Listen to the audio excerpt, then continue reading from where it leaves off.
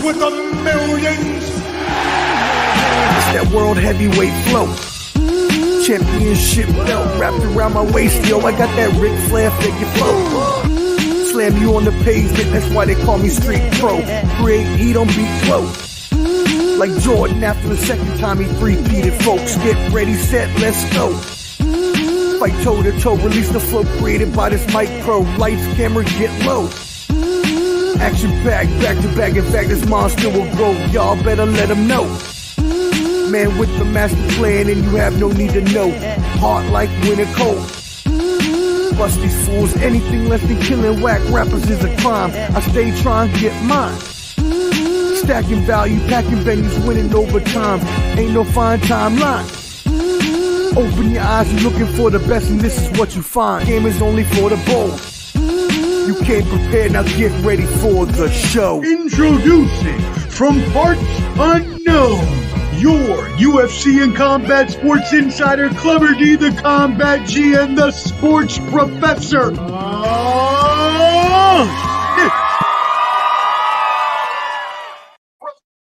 Yo, what up, friends? Yes, indeed.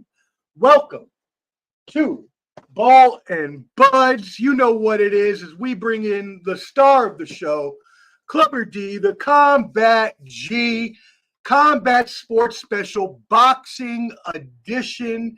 We have some really special guests on today with us, so it is going to be an amazing show. Clubber D, how you feeling today, my brother?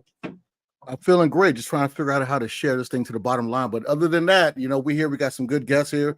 We're going to talk some boxing. We're going to talk some life. We're going to talk some chicken wings. We're going to talk some chitlins. We're not going to talk about the last two, but we're going to have some fun. Yes, sir. You already know we always have fun. SP and CD. Don't let him get your mom because he making her pay for him. You already know. Right. And check the water on the CPAP level. That being said, we have some awesome guests today. We are going to talk about the 8-3 August 3rd Riyadh season card that just passed and a whole bunch of other boxing topics. So that being said, let us start to introduce our guest. First off, as we mentioned, 86 Boxing here with us today.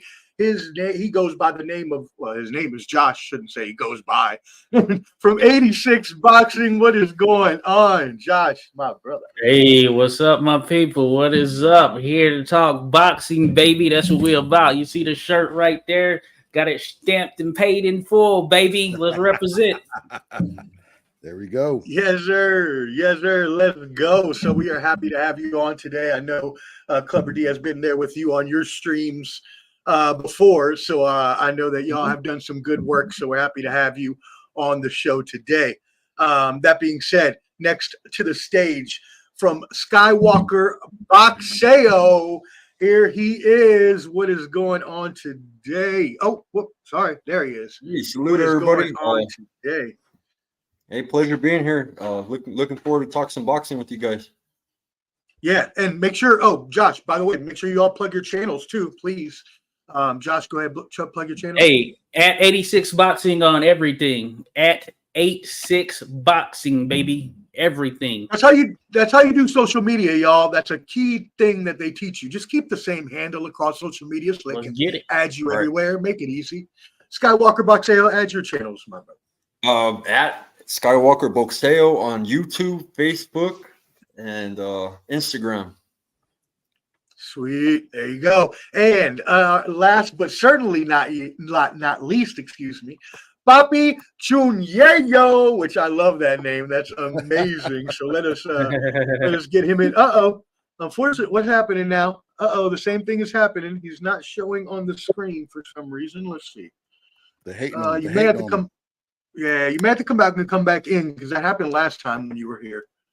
He's going to drop out and come back in, and we'll get him right back in. Hopefully, he will be able to pop in and see us. But anyway, salute. Let's go through these comments before we get into everything. Shout out Josh Brewer. Thank you for tuning in. Yes, sir. Let's go. Let's see. Oh, come on. Why isn't it working? Hold on one second. We got to get this figured out. That's not good. Let's see what these layouts are doing. Let me get up here. Come on. No. All right. Well, I'm going to figure this out while I do that. Let's go ahead and just kick off what we were There we going to. go. Oh, there we go. There we Yo, go. yo, What happened? You No, did something. no. There we go. Don't do Now you're that. back. There it is. There it is. There it is. All right. Cool. There we I'll go. take the banner off. Poppy Poppy Chuyayo. Heavy on the poppy, light on the yayo. Stop, man. Y'all can find me in the Jack of all trades. I'm everywhere and nowhere at the same time. Omega Crystals, Bell Deep Clothing, and Lord of the Crystals. Everywhere, all IG everywhere. You can find me anywhere. But mostly, you can find me on Tim and Tim show, getting the boxing predictions right every week. Knockouts, decisions, you name it. I'm top 3 everything. Let's go. Hey, I like that. Challenging Clubber D for some pick supremacy. I like that. We might Hey, have to they put me do a on little game. Okay, head-to-head. they put me on game. See my name up there every week. I'm top 3, baby. He ain't fronting. He ain't fronting. Yes, well, we are happy to have you on, brother, and all of you. Thank you so much for joining us. And everyone, thank you all for tuning in. We really appreciate it. Again, make sure you subscribe at Ball and Buds, BALLANDBUDS. As everybody knows, the good part is you do that everywhere and everybody can find you. But where we want you to go is YouTube. Make sure you subscribe there so you stay updated with all the videos, including these live streams. Our next Ball and Buds live stream will be next week. Another Clubber D Combat Sports special for UFC 305. It will be our MMA edition because Clubber D goes both ways. Wow. Pause. Wow. Not what I meant. Hey, I am whoa, so wait a sorry. Wait a minute. They just canceled the Olympics no Uh, more. You just talked about them canceling the Olympics, all right? Let's not get me in the same boat. All right. No pun intended on the boat also. Yo, my bad. On that note. Hold up. Yo, my bad, yo. Anyways, that being said, let's go ahead and kick this bad boy off, shall we? So, August 3rd, huge card, Riyadh season, the first one on American soil, BMO Stadium, Los Angeles, California. Turki Al-Sheikh, who, by the way, I mean, we're going to talk about this later in the show, but man, the things he's doing. Anyways, that's all I'll say for now because we're going to get more into it. But he is turning into being one of the most influential people in boxing history very, very quickly. So first fight we're going to start off with here. We're going to go through and review all the fights, and then we'll talk about what's next for each of these fighters as well. So let's start off with Andy Ruiz Jr. and Jarrell Big Baby Miller fighting to a draw. Now, this brings up other questions that need to be asked later, so I'll save them for follow-ups for all these gentlemen. But the judges scored this 116-112 for Miller on one card, but was overruled by a pair of 114-114 cards for a majority draw. Miller 26-1-2 now with 22 KOs. I mean, he had a good showing, but Ruiz, who says he had broken his hand within the fight, he's now 35-2-1, 22 KOs. Yes, it was broke. You could see it. How much that affected him, when that happened, I will leave all of that up to you, gentlemen. So let's go ahead and kick it off with you, Clubber D. What are your thoughts on this fight? And then we will go around the horn. No copyright, please. No copyright, you stupid. Hey, they about to, that show about to be done anyways. But shout out to Tony Reality. I'll see you in DC sometime.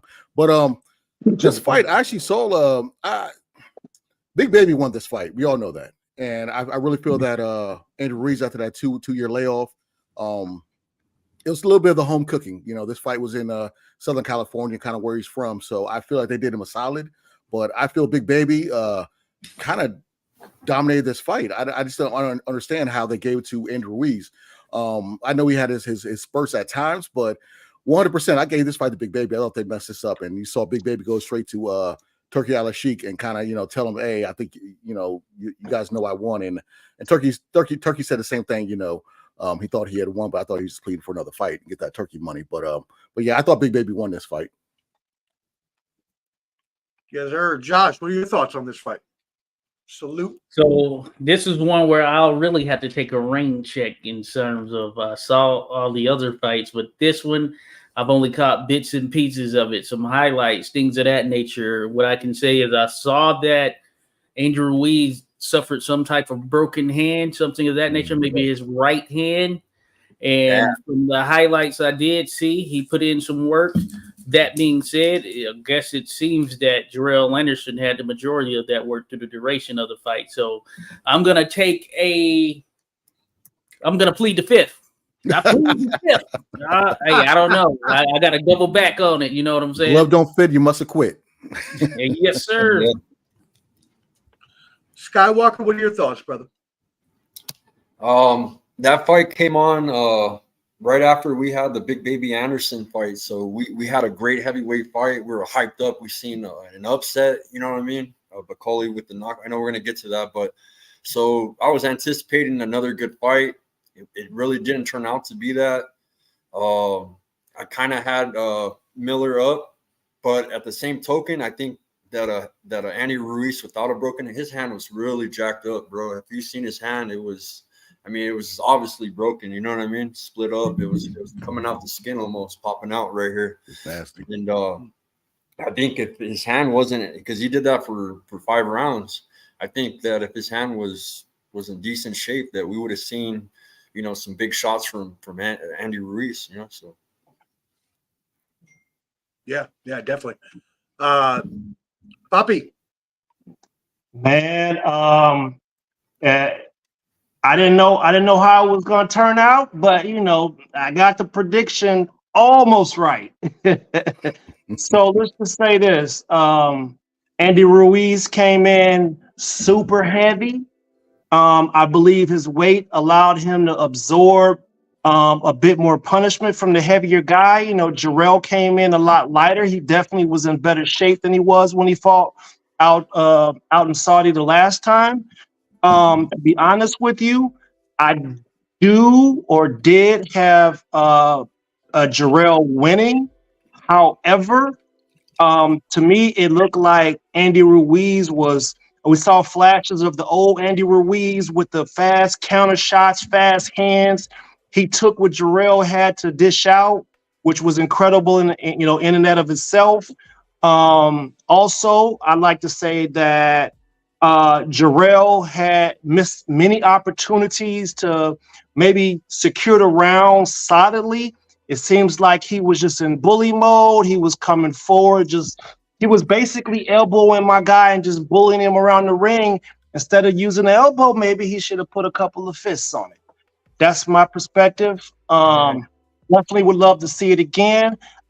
Hey, listen, I do like what Andy did. I love what Andy was doing when he was doing it. And he got the dog in him. That thing was sticking up like this, and he was still throwing it. yeah. So that's my perspective. Yeah. So, and again, as y'all all mentioned in the picture, you could see the clear deformity on his knuckle. So clearly that has an effect in boxing. So let's go around the horn real quick and let's ask, how much effect do we think that had? Depending on when, I don't know exactly when it happened, but how much of effect do we think that had on the end of the fight? Do we think that he would have won with the trajectory he was fighting with at first with that? How do we feel? Let's go back around the other way. Poppy, how do we feel? Honestly, Andy's counter shots were coming few and far in between. He didn't really stay still for the majority of the fight, and he wasn't able to because Jarrell didn't allow him to stay still. So to be honest, I think if the fight happens again, not if the fight happens again, but if Andy's hand was okay, if we put an if in there, then we got to say, what if Jarrell threw more punches? So since we added the if, I'm gonna say that I think Jarrell probably stops him if they run it back. Okay, there you go, Skywalker. I believe Andy Ruiz said it happened in the 5th round. I mean, of course, we can't tell because we can't Okay. see through. We can't see through a glove, but we got to take a fighter's word for it. But he said he fought 5 rounds with a damaged hand. I give him a lot of respect for that because that hand was really, really jacked up. I think Andy Ruiz has that power, man. We've seen it with AJ. You know, a good counter punch can always change the game, and especially with heavyweights, you know, one punch can always change the game. Yep. So, you know, that 5 rounds with the better hand, it could you know, I seen the fight pretty evenly matched. I mean, it was real slow pace, you know, it wasn't high level heavyweight boxing, you know, I think with the layoff and everything else, you know, yeah, so I think that, you know, if his hand was right, it might have made a difference. Okay. Josh? Yeah, we've had situations in the past, especially when you think about the history, just littered with instances where someone has broken something, whether that's a nose, hand, whatever it may be, in the middle of the contest, and they fought through. So props to Andy Ruiz for fighting through in that regard. I think it could have made probably a difference. Of course, I haven't seen the entirety of the fight, so I can't really give a full judgment.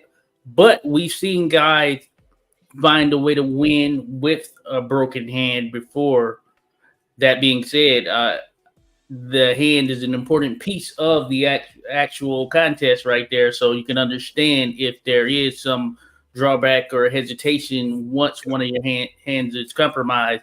And as I understand it, this was his right hand. I believe he's right-handed, you know, orthodox fighter. So therefore, I'd imagine it had some play in what he was able to do for the remainder of the contest.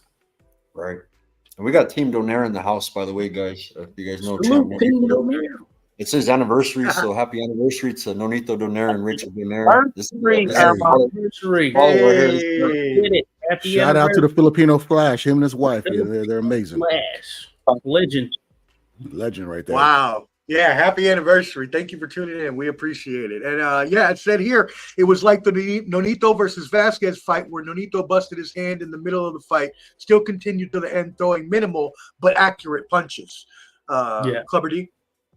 Yeah, it's one of those things where it's like it's just an adrenaline dump. You know, you probably don't feel it as much at that time, but when it starts to wear down, then like, oh snap, I done broke my hand. I mean, that was a whole Tank versus Pitbull because Tank broke his hand against Pitbull, and he still got the dub, but I'm not sure which round he broke it in.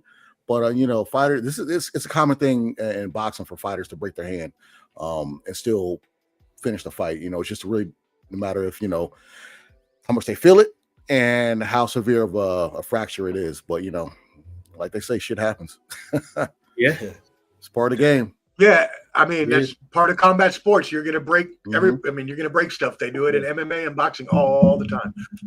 That being said, my follow-up question that I had talked about earlier that I wanted to ask, but I was gonna wait just to see if anybody had answered it.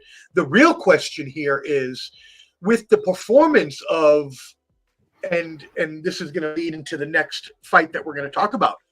But with the performance of Andy Ruiz and Jarrell Big Baby Miller, it is looking very, very bleak, to say the least, in the American side of the heavyweights. This is definitely no 96, you know, when we had Mike Tyson, Holyfield, Bo, and Moore, you know, 4 in the top 10. No, it's not like that anymore. So I was thinking about this question earlier, something I really wanted to ask.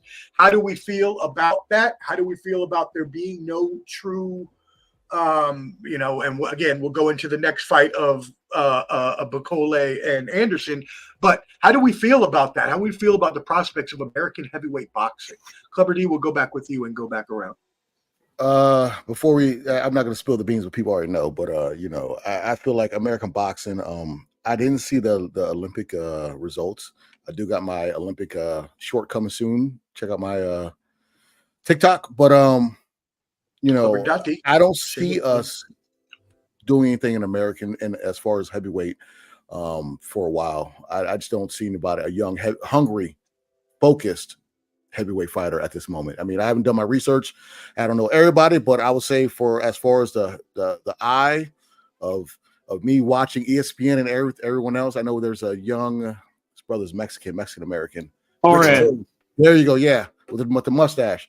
So I know they're pushing him in Top Rank, but when you start pushing people, we see that you need to give them good competition.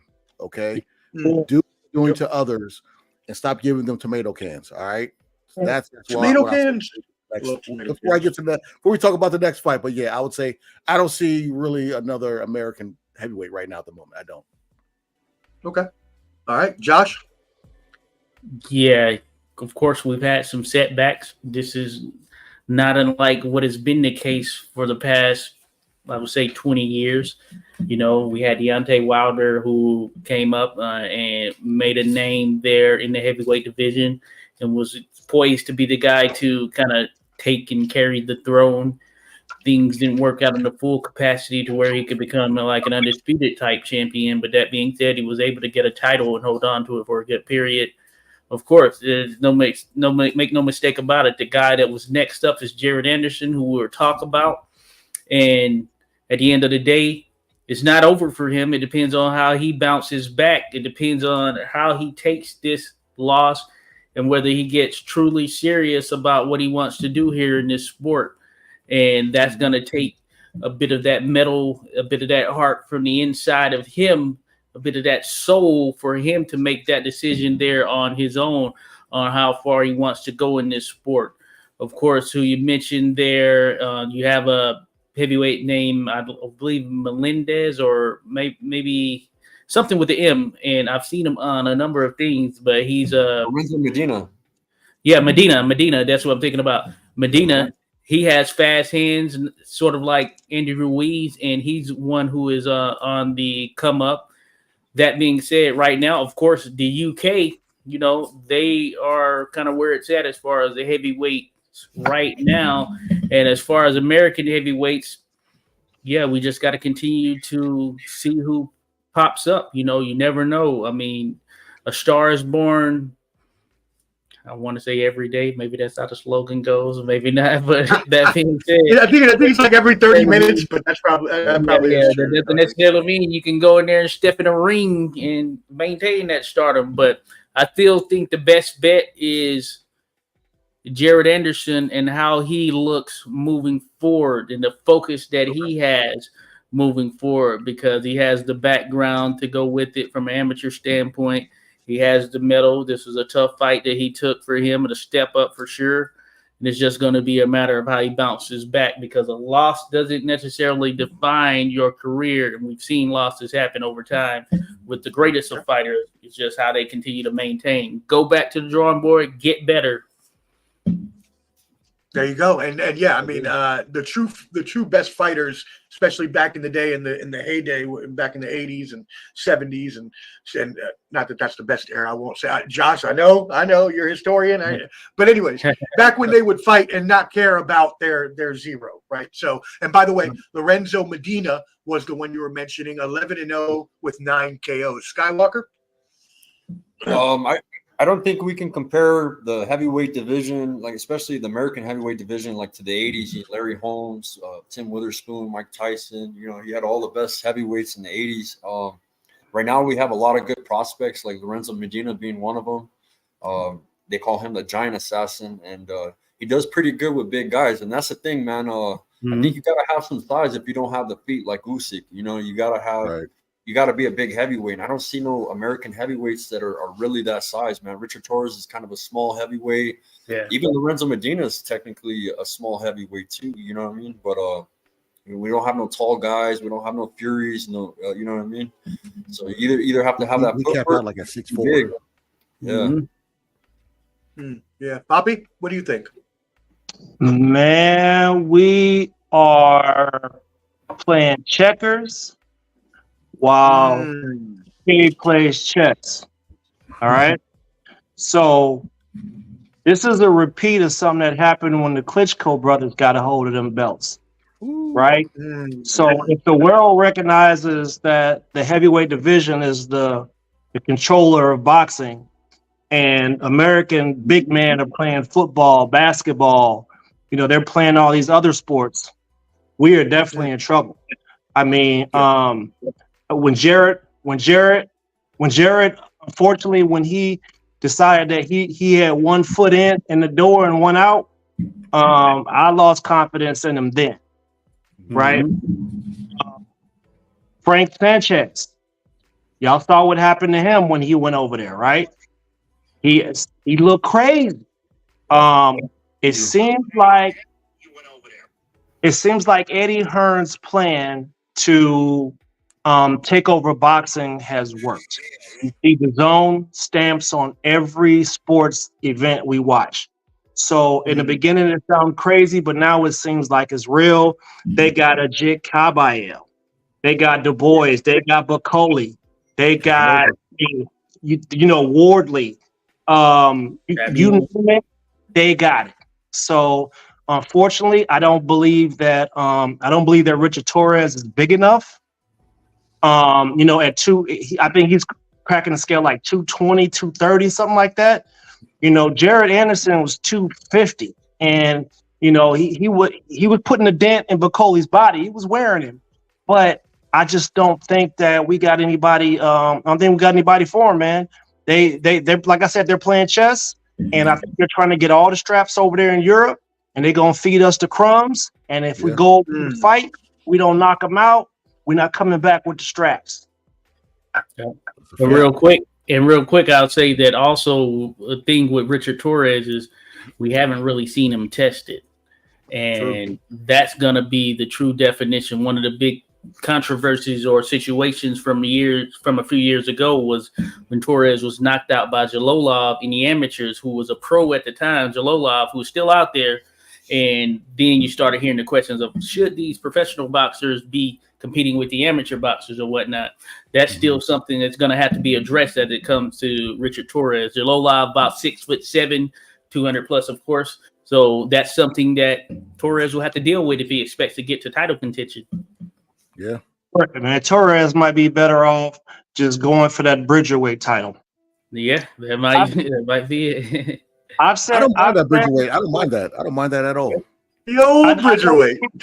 Problem with it, they think that everybody that's over 200 pounds is supposed to you all fight each other. I just don't think 215 pounds is supposed to be in there with 280, 290, 300, 300. Right. The punch resistance is just too much to overcome. It's kind of like more respect on Wilder. We should put respect on Wilder. We didn't give him his flowers while he was here. The boy was 214 and 215, and he was sleeping 280 dudes with one shot. That's why I made it short about that guy. I put it like this: the Bridgerweight should be a thing. It should be a thing, Ernest, because you look at MMA where you have people praise Brock Lesnar because they're limited as 265, and he knocked out an older Randy Couture. But this man, he get down 265, but during fight night, he's 290, 300. If I walk in at 220 and I fight somebody 300, how's that fair? You know what I mean? Like particulitis having a head. that kid from Asa Overeem got him in Cain Velasquez, but Overeem the ring. That was another steroid junkie. He knows Ryan Garcia or something. They was on that horse meat or something. They all on something. Oh, I know. Yeah, it's a thing. Ryan Ring, but he is. But yeah, so I agree. A lot of people crap on this new Bridgerweight division, but I think it's necessary, and I think that it will definitely help. At least, this disparity in size, because again, these are not our father's heavyweights, right? Given the dimensions of the best fighters in the sport, it's hard to comprehend that size gap of the fighters that you just mentioned, like looking at Muhammad Ali and Larry Holmes and Mike Tyson, and how they were 220, 225 at the most, right? So it's just so much of a difference, and we saw that in the next fight we're going to move into, Bacoli. Bacoli was 200. It came in at 6'6", 284 and a half. Up against, as we mentioned, right, Jared Anderson. Anderson has been pegged as the next big thing in the heavyweight division, which, again, as we mentioned in the conversation before, was at least a prospect that could be hyped up and looked forward to. That being said, he entered with a 17-0 record, 15 knockouts, started out strong, and then met a uppercut from a gargantuan. This dude is like, I mean, he looked like Balrog from like Street Fighter. Just like, I'm gonna tell you who he looked like. I'm gonna hold on to it. I'm not gonna say no. I'm gonna tell you who he looked like. Okay, all right. Well, do you want to start us off then, or do you want No, to start with Ernest. Go ahead and start with Ernest. Oh man, I was waiting for it. So yeah, man. Listen, I'm one of 3 people in our league that picked Bakole by KO. I picked the KO based off, I do film studies, so I picked the KO based off of the previous fight that I saw with Jared Anderson and Martin. And I saw that Martin was able to stun Jared, and Jared, he's not the holding type. He's a type to bite down on it. That's an ego thing. Another thing that I noticed is that Jared doesn't listen to the instructions in his corner. We've seen a couple of fighters that have come from the Top Rank system kind of be, a bit combative with their trainers, which is a bad look. You're a team. You guys are supposed to listen to what your trainers tell you. They know a bit more, and they see things that maybe you can't see. So Bakole, how do we describe him? I mean, my man's wearing a skirt with no drawers on under it. He's commando. Oh my goodness! He out here commando, and with the bag in the pipe, bro. Yo, he was piping my man. Listen, a big dude like that with fast hands, he's like, listen, I'm gonna absorb what he got. I'm gonna punch when he punches. I can take what he got, but he can't take what I got. He said it. He said, listen, it's different up here. And he was right about that. The dude was avoided. And those of us who study the sport, we realized that Michael Hunter is a supremely talented guy who went the rounds with Usyk, moved up to heavyweight. He ended up stopping Bakole, right? Folks, avoid Michael Hunter. Bakole had a shoulder injury. He was unable to defend himself properly when that happened. So, if you didn't know that, then you probably picking Anderson for the smoke. So, honestly, man, listen, they had a hidden weapon. They brought my man over here with the bagpipes, and he did the thing on him. No Josh. All right, Skywalker. Oh man, he said. I'm gonna get to the fight, man. He was talking about the skirt that he was wearing. But, right, yeah. That was great. Yeah, I think Big Baby, man, after taking that knockdown in the first round, he really never recovered from that shit. He has heart, man. He showed a lot of heart. He was in there for another 4 more rounds with Bakole, and the fifth round, man, he scored 2 more in the knockdown, then the knockout, and that kind of, like you said, it killed our hope for American heavyweight boxing. You know what I'm saying? He was our hope. You know what I'm saying? So I hope he can bounce back, bro. Actually, man, because he was the best representative for America in the heavyweight division. So kind of rooting for him. That's about it, man.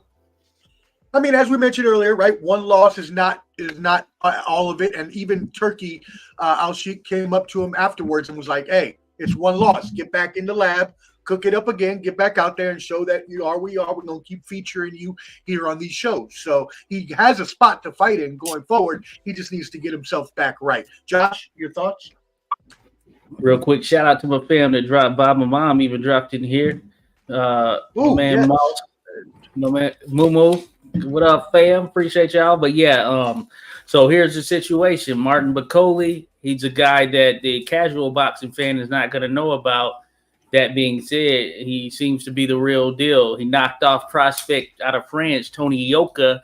Yoka was expected to do some things in the sport. Martin Bakole went over there, got the job done.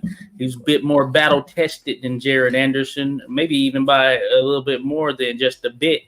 And I think that a lot of people were basing things off of how Jared Anderson has looked thus far against a lower tier of competition. But I guess you can say that the Charles Martin fight gave us a glimpse of how he might operate in there with a higher level opponent. And Charles Martin, of course, is not someone to write home about, but he was a world champion, however it may be that he ended up winning the championship. Now, I will say that Jared Anderson did show a great deal of heart. He landed a ton of good shots on Martin Bacoli, but Martin Bacoli was able to eat those shots. And, you know, the mental came into it. You're Jared Anderson. You're sitting there hitting him with everything, and this guy is still just coming forward. That's got to play on your psyche somewhat. I think that's what may have ultimately got to him.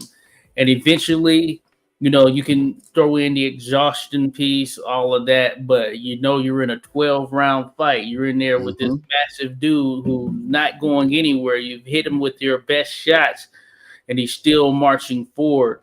And if you look at it, and they were talking about it on the broadcast, even Bacoli, for some of those punches, it didn't seem that he was really putting a ton into him. He was doing arm punches for the most part in some of those. Just imagine if he sat down on some of those punches in a more definitive manner. And I think that's something that Jared realized and had to cope with. And ultimately, he paid the price for what he was dealing with there.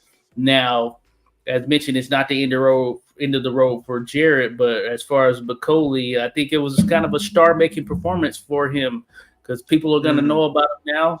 There's talk of him potentially taking on Zhang Jilei, the Chinese heavyweight, in what could be a blockbuster type fireworks fight.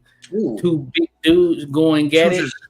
And throwing meat. I'm all for it. Sign me up for that particular contest right there. But, you know, coming into this fight, I lean slightly towards Jared Anderson, but a lot of that was just kind of gut feeling, I guess you can say, and a little bit of potential, but got to give it to Papi Chunyeyo. He was with Bacoli there from the start. And I will say that tends to pay off when you think about sort of that experience at that top level and what one is able to do. And we had a podcast a little bit earlier in the week. One of the things that I've always not liked about Jared Anderson is his tendency to kind of just back up from shots as opposed to stepping to the side, things of that nature. And you could see when he was doing that, that's how he was getting caught. And that's what kind of failed him against Charles Martin as well, just kind of leaning back from shots. And that ultimately came back to bite him. So it seems that he knows what he was doing wrong and he could get away with it at a certain level. But hey, you're in there with the big boys. You took this fight and you see what happened right there. And the crazy thing is he was ranked higher than Martin Bacoli. But if you look from a resume perspective, I think that Bacoli was more battle tested than Jared Anderson. Now, the only thing Jared Anderson had really was the fact that Charles Martin was a former world champion. But that being said, sometimes that can be deceiving right there. And I think that Martin Bacoli is someone to watch regardless of the situation. And sometimes that hunger is just different. Congolese right there. I mean, you know, the struggle, you know, a lot of the boxers come from a struggle. That Congolese struggle, that's a little bit different than a Ohio struggle. You know what I'm saying? So you got a little bit something different in you. You know what I'm saying? So that's my 2 cents on it. And the crazy part about it is, as you mentioned, by the way, he didn't have a full training camp for that fight. Crazy. Wow. That's wild. Yeah. And as you mentioned, Josh, he was not barely, but when he was punching, you could see he was not even going full bore into those punches, and he was still just like these, just fists are just like tree trunks, just like damaging the body and the psyche and the face of Joshua. And it's scary because, as you mentioned, I mean, he still has this grown man still has a lot of potential in front of him. And it's kind of like when Rocky was going against Drago and was like trying to punch him, he just couldn't do anything. It's like, anyways, but crazy fight. But Bacoli proved he is, as was said here, the real deal. Clubber D, round us out on this topic, my friend. Man, first I'm gonna scroll back up to my brother's comment because it was hilarious. We'll go right there. Shout out to my brother and mother. It's not grainy. It was pretty funny. It was making funny reception. But shout out to my mom and brother that were in town recently. Now they're back in their respective places, Louisiana and Florida. So I'll get to rocking and rolling. Love you, Mr. First off, if you guys saw Jared Anderson doing the Harlem Shake and dancing and stuff like that when they were at the press conference, kind of like it's whatever. And then Bacoli got that stone cold, like look on his face, like, nah, we're gonna fight. I don't need you singing and dancing, you know what I'm saying? And what I was gonna say was when Bakole came out, when he was ready to fight, I swear on everything, I thought that was Kamala fighting a jobber on Saturday morning WWF Superstars. Like, the way he, the Ugandan all giant. he needed was a paint on his face. I thought you were gonna say Junkyard Dog, but Kamala. Man, Not- with the skirt and not everything, you. I thought that was Kamala. You know what I'm saying? The way he beat Jared Anderson. You at 24 years old. I said this on you and Boz were on. I think it was you and Boz, Josh. Y'all were on, and Boxing I was chick. like, he gave me Victor Ortiz vibe. You know what I'm saying? Not too long ago when he was like, boxing is not something I really want to do. I can kind of do whatever. Then he had the speeding charge or whatever charges he had. So I feel like when you're 24 and your head's not all the way in the game, this is gonna happen. Especially like you guys mentioned, he doesn't listen to his corner. Shakur Stevenson, your granddad's telling you something. You're like, no. Okay, you know it all. Well, then why are you still fighting? Why haven't you knocked him out yet? Since you Mr. Know It All. All right, so you gotta listen to your corner. And that's the thing. Like Jared Anderson, he's one of those younger guys. He can bounce back. Let's not do the Mayweather effect where you gotta be undefeated. Everybody can lose. But this is a point where, you know what? Let me correct myself. All right. I took an L. I should have trained differently. I should have listened to my coaches. Let me go back to the drawing board. But I remember I thought that Anderson was going to win this fight the night before we did the show, Omar, and then the next day, Josh and Ernest had me on, and we interviewed the Fly. Shout out to him for winning his fight, Jeffrey. Jeffrey Yu, right? Jeffrey Yu. Man, the Fly, man, shout out to him. He won his fight on Saturday night up here in DC. But I saw Bakole stuff in between. I was like, oh, wait a minute. Bakole might have a chance of knocking this dude out. So, Bacole's a force to be reckoned with. I would love to see him fight Yang. But Anderson, back to his drawing board. He can bounce back. Yeah, hey, Clubber, remember I called that Clarissa knockout too, didn't I? What I tell you? You sure did. Man. You sure did. Oh yeah. Yeah, clever. Yeah, same there. Clever D, you're stupid. Kamala. He didn't look like Kamala. I thought it was Kamala with the skirt. I thought, man, all I need is the move on the skirt. Ugandan giant.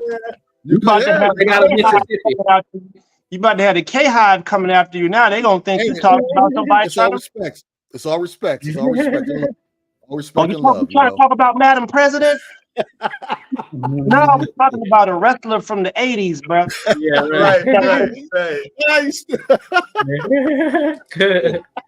Right. If I didn't know the context of the conversation, I definitely would have thought that, because when he first said it, I was like, "What?" And then I was like, "Oh, never mind. We're talking boxing. I know what he's talking about." You guys aren't here to vote for Donald Trump. Be quiet while I'm talking. Dirty nails. Let's go. Actually, that gives us a point. We should probably stop and say what's up to everybody in the comments. They're coming through hot and heavy. I'm trying my best. Appreciate y'all. Keep them coming. So shout out Rock Chalk. Shout out Zeb Winery. Shout out. Let's see. Al Ra 0510. Shout out. We got here Tony the Savant. Shout out brother Jerry Herrera. Marcia. We said shout out.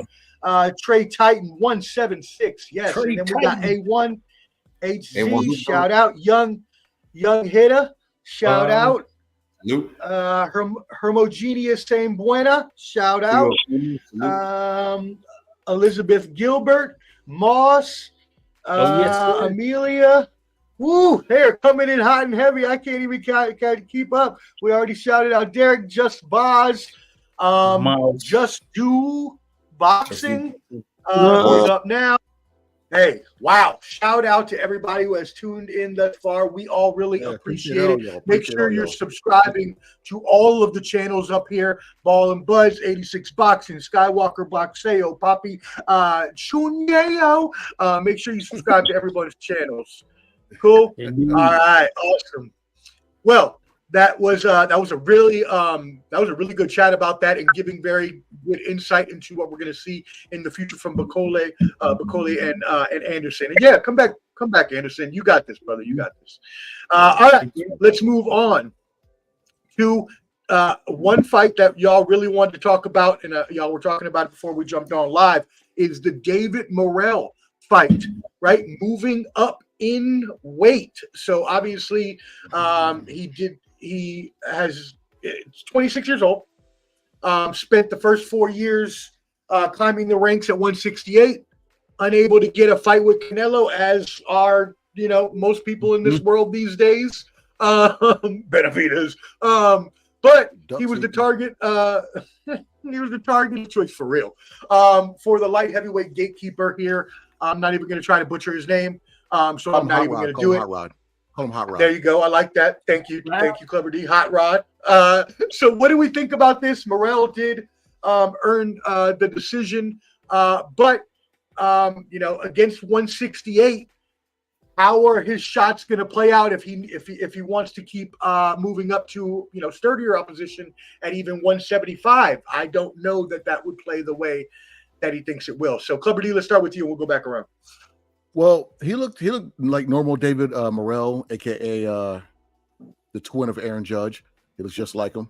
But he really does. Oh my God, he just really like does. him. I mean, good Lord. Great. But it was weird because he looked good in the early rounds and then he kind of gassed. Hot Rod's not a slouch. Hot Rod, he had a suspect loss against Marcus Brown.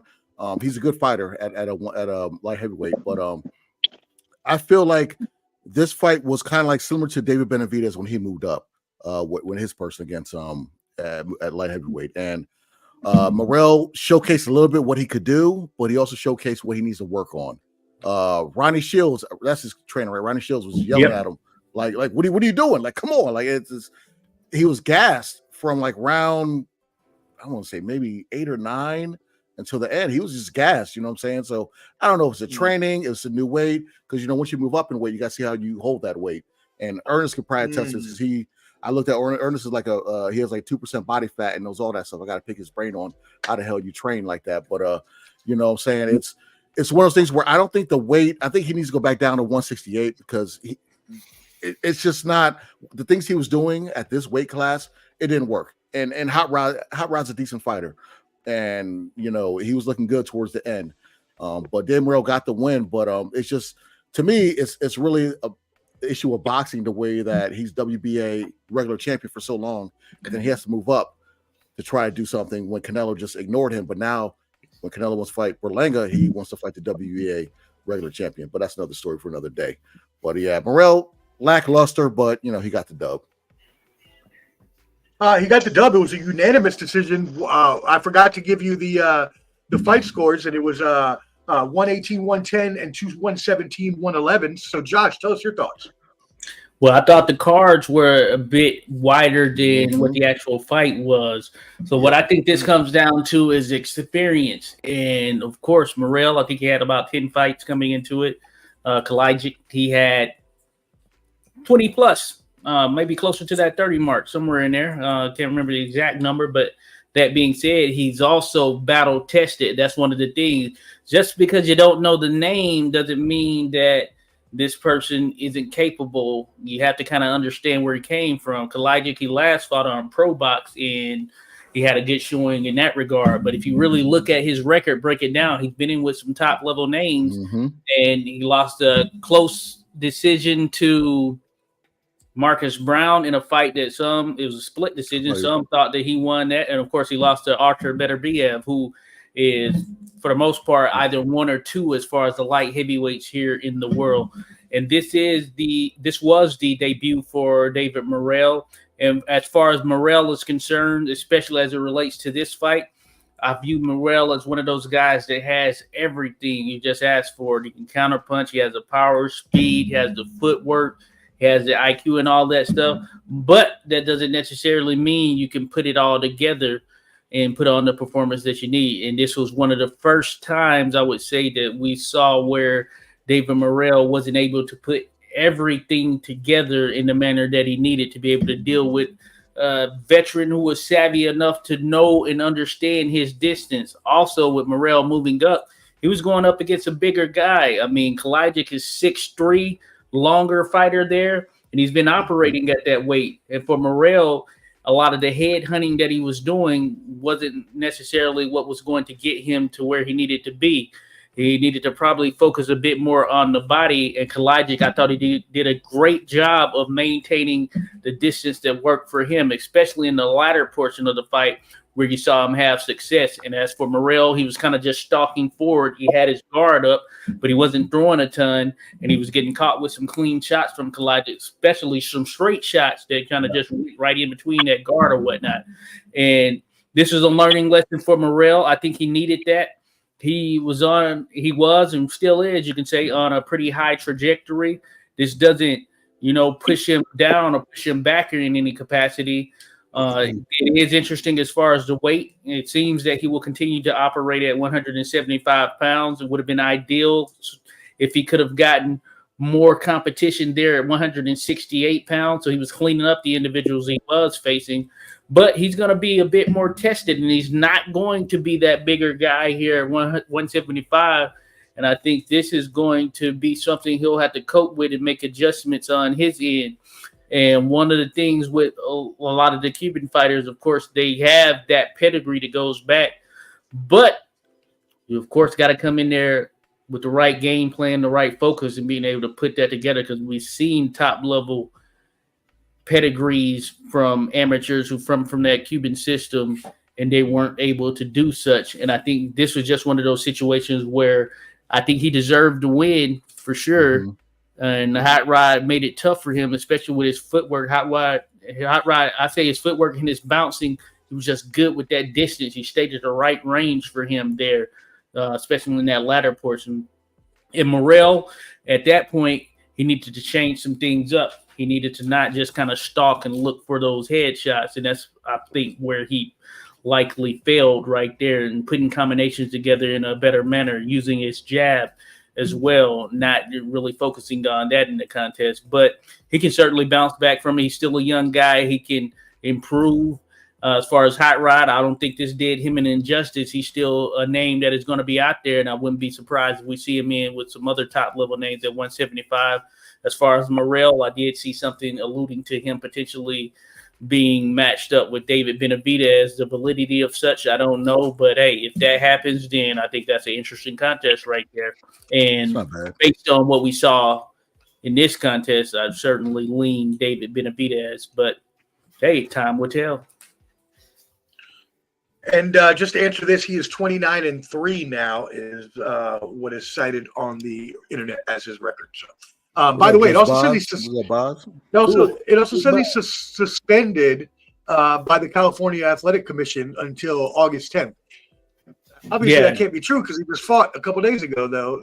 So I'm not sure. Yeah, that's kind of standard. Sometimes they do that after certain fights or whatever, and some of his precautions, things like that. You're going to automatically have some form of suspicion or suspension, at least 30 days or something of that nature. But, yeah, a lot of that they need to update, basically, to catch up, essentially. Yeah. Okay. Awesome. Skywalker, your thoughts? My thoughts, at super middleweight, man, he was cleaning out the division. He looked strong. He almost killed a guy in Ido Sierbosinelli. Almost put him in a medically induced coma. We were thinking this guy's a boogeyman, and he's Cuban, so he has the Cuban footwork. I think that really helped him out with this fight. His footwork really won the fight, man. He was getting hit by some big shots by Hot Rod. I seen his coach Ronnie Shell yelling at him in the corner. And I'm actually working the Venalo Lopez Angelo Leo Top Rank card this week. I'm working for Top Rank. So I ran into Ronnie Shields today, and I asked him that question. So let me show you the video. It's right before I came on the show. I was at the press conference, but I don't know if you can hear it.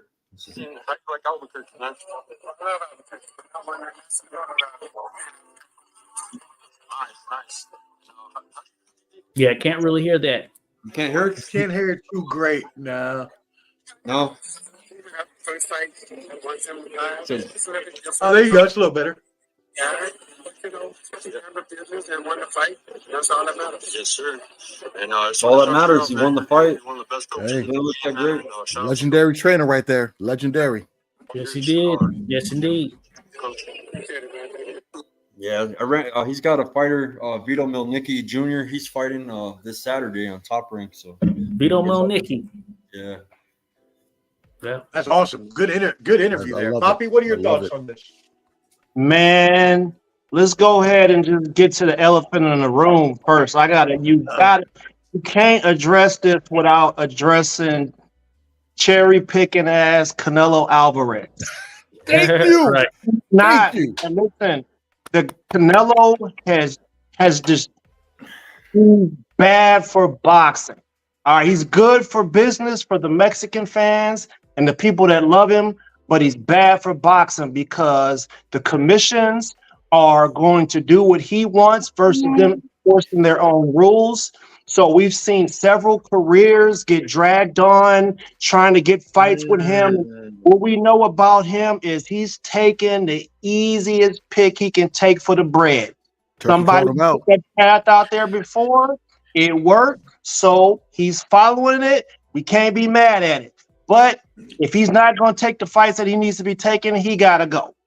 Now, the fight with Morrell and Hot Rod, right? We can call this athleticism versus experience. Hot Rod he fights in the classic European style. And it was though athleticism wasn't used. David Morrell is far more athletic, far more gifted with the feet.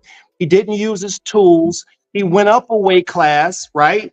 Him going up the weight class, well, we got to contrast what him and David Benavidez did. David Benavidez hit his opponent with everything in the kitchen sink and couldn't get him out of there. It's heavier. But David looked better than Morrell did at that weight based off of David's activity. I think if Morrell had more activity and used his athleticism, he could have set up the shots that could have stopped Hot Rod. All right. Too many lulls in action. You know, it seems as if I love Cuban fighters. Don't get me wrong, but it seems as if they fall in love with style points. You hit somebody, they raising their hand. Yeah, and they look off in the crowd. Boy, get to work, boy. You gotta get to work. Raise your hand, stop on them after you do some damage. It's not, let's get this one punch in and go raise my hand, look off to the side. You know what I'm saying? That's not how we do it over here. You got to get to work and earn that credit that you're looking for. All right. So basically, I feel as though David Morrell is he's a super talented dude. He didn't listen to his corner. That seems like that's the thing with these new guys. You can't tell them nothing. They getting their feelings, but you got to listen to your trainers. They know best. Get more active. Use your jab. Use your athleticism. You're more athletic than everybody else. Your power does work. Yeah, they do hit harder. Maybe don't get hit with the same shots over and over again. Now let's give it up to my guy Hot Rod. Right? Hot Rod. What beats speed? Timing, right? So Hot Rod got enough pop and he had some excellent timing. And my man David couldn't figure out how to get away from, man, I come in there and I got a small concussion. So David, that's why he's on the timeout. My man got a couple of concussions. He got a couple of more notches of the CTE belt out of there. So, but I bet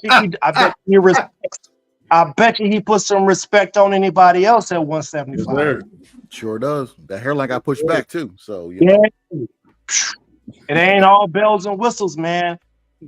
Y'all knock them off until you knock them off. Y'all knock all this off. That's it. And when you were talking about Canelo, all I could think of was just yelling, "Say it louder for the people in the back, please," because Canelo is just ducking every which way for year upon decade. It's coming on like a decade now. They let him do that. I'm on record saying who Canelo was going to pick. I said he was going to pick Berlanga. Berlanga is the most inexperienced out of all of them and the most vulnerable. And I said after Berlanga, Billy would be the next one because he's defensively irresponsible. Right? You don't want nobody that got high activity. You know what I mean? That's not his style. That's hilarious you say that. Look at the comment that just came in below. Shout out to you, Rodolfo. Yeah, no, man. Y'all forgot? Canelo was getting ready to go fight Makabu. There was I remember that. And he had got that belt. Man, they would have had Go all the way they up. would have Go all the way up. Canelo baptizing a baby if he had went up there. Oh, got a cruiserweight belt. Oh my God, Right. Oh, bro. he would have It's so all- many restrictions on that on gets that fight. wins, Dude. bro. I want a Bud Crawford Canelo fight, man. I don't know about you guys, but I don't want that. Oh, that's No, too much, man. Canelo needs to fight David Benavidez. That's who he needs to freaking fight right You can there. ask Omar about how I Please. feel about that. Ain't no way. I Please. never liked that fight. 150 is Never. too much for Bud. 154 should be it. Yeah, salute to Yeah, Bud. that's it. Nobody wants to see that. create his He's own with a legacy. catch weight. No. Respectfully, but I love Bud. Like I've been on Bud. Pause. I've been a fan of Bud for a while. and Wowzer. I used to like. Reckless. I said Paul. I paused it. I know. But I know. Well, it is ball my and issue with bird. Bud though was what I used to like Earl Spence, especially when he went over and fought Carol Brook. I was like, okay, Yeah. he going over that. But when I saw that video of him saying, "Oh, I'm taking an easy route," or "You fight on the other side," I lost all respect for Earl Spence right there. No doubt Okay, about at it. least Same say- here. Yeah, at least say you want to fight him, and then let the promoters block you. Don't just say right in front of him, "Hey, hey, man, I'm gonna go to easy route. I'm gonna fight Danny Garcia." Okay, all right, we're done. Well, I don't need to. I can't rock with you no more. Okay, it's a fighting game, not the you fight on the other side of the street game. So That may not be enough of a reason to not fuck with him, because there is a business side to boxing that we don't talk about enough. There is a business side to it, and I think that if casual fans had a better understanding of the business side of boxing, a promoter, you're not gonna have a guy on your team that you don't want to push. So I think But if people understood that. there is a business side, but you got to put it like as a fighter. The fighter should say, "I want to," like Fundora said when he beat Tim Tszyu. He was like, "Yes, I want to fight Bud," knowing PBC is not going to let that happen, or his trainer's not going to let that happen. But as a fighter, you should at least vocalize it and say, "Yes, I want to do that." Yeah. Not, "I want to take the easy route out," or "Hey, you fight on the other side of the street." I don't want to hear that from a fighter. I'd rather hear that from a promoter. That's where when I heard that from Earl, I was like, No, okay, feel you for I sure. see what we're doing. I see what we're You doing. said the quiet part out loud. Yeah. Just like Javante and a Farmer back in the day, they was about to fight at the at NGM up here when I forgot. Oh yeah, we were both out there. I saw that. Yeah. I was right there by them. I was up there for that fight, and they, he was like, "Oh well, they don't want Philly and Baltimore going at it." I was like, "Dog, Farmer's right here, fight him." People say, like, we'll fight somebody flat-footed and doesn't have the same complexion as you. But hey, they built a monster and Tank, is what it is. Tank might have knocked that eyeball straight. That mug, he'd have walked in there and won off this thing. Blinking, he was blinking like what? What was that? Woo. That's one thing we can say. That boy, the power is real. It's real. Thank God it for sure. Thank God it for sure. Hey, shout out Just Boz. Shout out Salute my the man barber Just shop, Boz, shout out- boxing kid. Y'all do some good Yes, we interviews on appreciate Sundays. Y'all do some good interviews. yes, we appreciate everybody tuning in again. Make sure you are subscribing to all of the great people on this channel at Ball and Buds, at 86 Boxing, at Skywalker Boxeo, and at Papi Chun Yayo. And don't forget Clubber D TikTok, Clubber.D. Thank you all for tuning in. We appreciate it. All right. So before we move to the co-main and main event, there was obviously someone we need to talk about, as y'all just mentioned, Cuban fighters, as we're talking. 2020 Olympic gold medalist Andy Cruz with KO victory in round 7 over 31-year-old gatekeeper, Antonio Moran. But he showed his pedigree, fast hands, quick feet, ring IQ. So what are our thoughts on this fighter here? We'll start with you, Papi. All right. Listen, man, I got the pleasure of meeting Andy Cruz at the Boots fight. Listen, man, I think, out of all the new Cubans that are out here right now, I think he has the most potential out of all of them. He's training in an amazing camp. He listens to what his coach says. You know what I'm saying? And I believe he is it. So Andy Cruz, he was in there with a tough dude. Now, if y'all don't know, this is the guy that it took. Devin Haney got a cold knockout on this guy. It was the 7th round, and he also got a knockout. 7th round. He faced a little bit of adversity. He had to figure some things out. And what he learned is listening to Bozy. You can hear Bozy. You can hear him. Bozy was like, "Hey, stay right there. Don't. Hey, when you hit him with that stick, go again. Go again." He's training him out of that amateur style. He's getting him to no. Let's not boop boop. And then I got you right. He does do that. You'll catch him styling a little bit. He does do that. But ultimately, he's breaking that habit and he's listening to his coach, which is our respect. And I mean, I don't know what else to say about old boy other than he said he Keyshawn Davis's daddy. And I think Keyshawn, I'm in Hampton, bro. You right across the water. You don't let nobody tell you they your daddy. What is his name? Andy Cruz hyphen Davis? No, Right. bro, you knock that hyphen up out of there, bro. Go get your professional win. He got you twice in the amateurs, maybe 3 times, but go get your win back, bro. We need to see that. Yeah, no doubt. Skywalker, your thoughts? Andy Cruz looked really good. A lot of people been giving him criticism because he's a little bit older. It took him a while to defect from Cuba to get here, but it's very special, very talented, amazing pedigree, gold medalist. You know what I'm saying? They got him over here. He's in one of the best camps with Bozy Ennis. I know his strength and conditioning coach real well, Altaf Rahmatullah, and this guy's like a doctor, scientist with his athletes. Boots is one of them. He also does cool boy stuff. He has Stacia Suttles. We just interviewed just recently. He's talking about one of the best strength and conditioning coaches, man. They monitor their sleeping patterns. They want to get the most out of their athletes, man. And we're talking about these guys are like scientists. So he's in one of the best camps. Bozy, amazing coach. So I think they need to fast track him, bro. I think he deserves it. There is some history to why it took him so long to come here. And a lot of it's politics. With Cuba and stuff like that. And he had to make sacrifices to come out here. He had to leave family behind, and so pretty cool, man. I think the sky's the limit for him. I hope he gets that fight with Keyshawn Davis, or gets a shot soon. Yeah, and here we go. Sean wants revenge. I bet says just Boz. Josh, your thoughts on Andy Cruz? Sure. Hey, what I will say, I'm gonna say it right now. You can get it on record.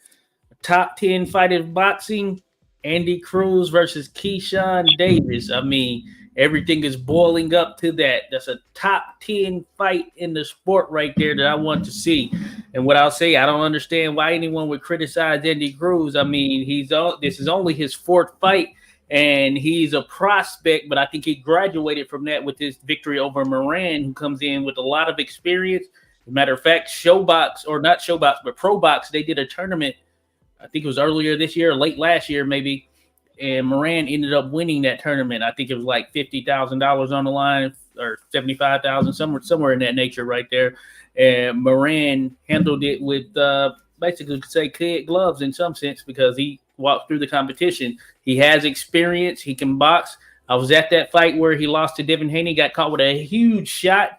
And I can tell you he's the real deal. And coming into this, I thought it would go the distance because I thought that Moran would be able to stand the overall test during that period. But my man Cruz found a way to get the job done. And Moran was a bigger guy, a little bit longer. I think he had an inch on him in reach, but he was a bigger guy just in general. And you got to give Cruz props. He did what he needed to do as far as being able to get the victory.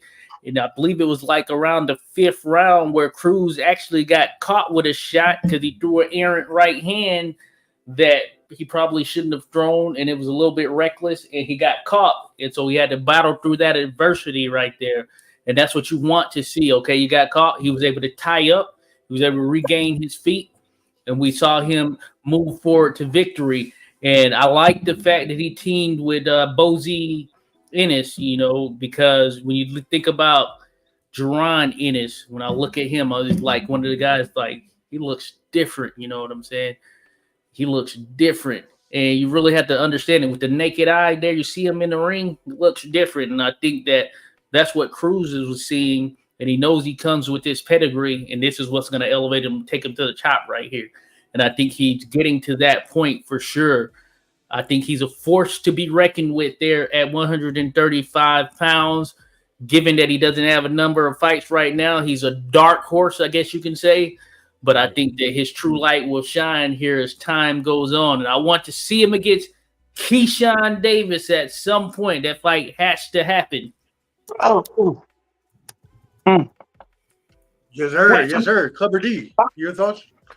Yeah, I mean, first of all, I want to kind of caveat what Ernest was saying about, you know, he was doing a lot of amateur style.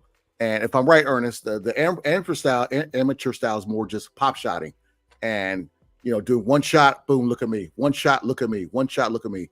He was doing a lot of that. Yeah, there you go. And he adjusted. And the fact that he's with Jaron Boots Ennis' father, he's training out there in Philly, is helping him out immensely. And it's weird though.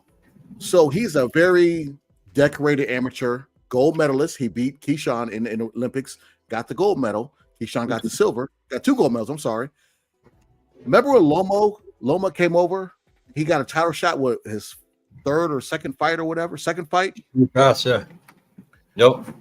People said this a lot about fighters that have a certain complexion and are from Cuba. They don't get treated the same way. If you know what I'm saying. well, you said something right there, boy. You know what I'm saying, Ernest? Skywalker, you know what I'm saying? Like, if you're a certain fighter with a complexion that uses cocoa butter, you might not get promoted to get a title shot in your second fight. Yeah. But others can. Right. And I'm just gonna leave it at that. Andy Cruz is they're hopefully they're fast tracking him to gold as far as a belt at 135. But you know, he has Keyshawn, that's a big fight. You know, none of the belt holders are probably gonna look at him and want to fight him at this point. But I would love to see the Keyshawn fight when Keyshawn confronted Teofimo, who's at 140. Teofimo's like, you still got business with Andy Cruz. So what are you talking to me for? So I'm wondering how that's going to play out. But that is the fight that us underground boxing lover fans want to see. And yes, I think that is a top 10 fight. Hell, even I'll say top 7 or 8, maybe 6 fight that we would want to see right now. But will it go that route? Who knows? I'm just very curious to how they're going to push him moving forward. Him being a highly decorated amateur. What's the next step? He showed that he can knock people out. He can go to distance. So what more is there to see? You guys think for that point that he made about fast tracking people who have had extensive amateur careers? Mm-hmm.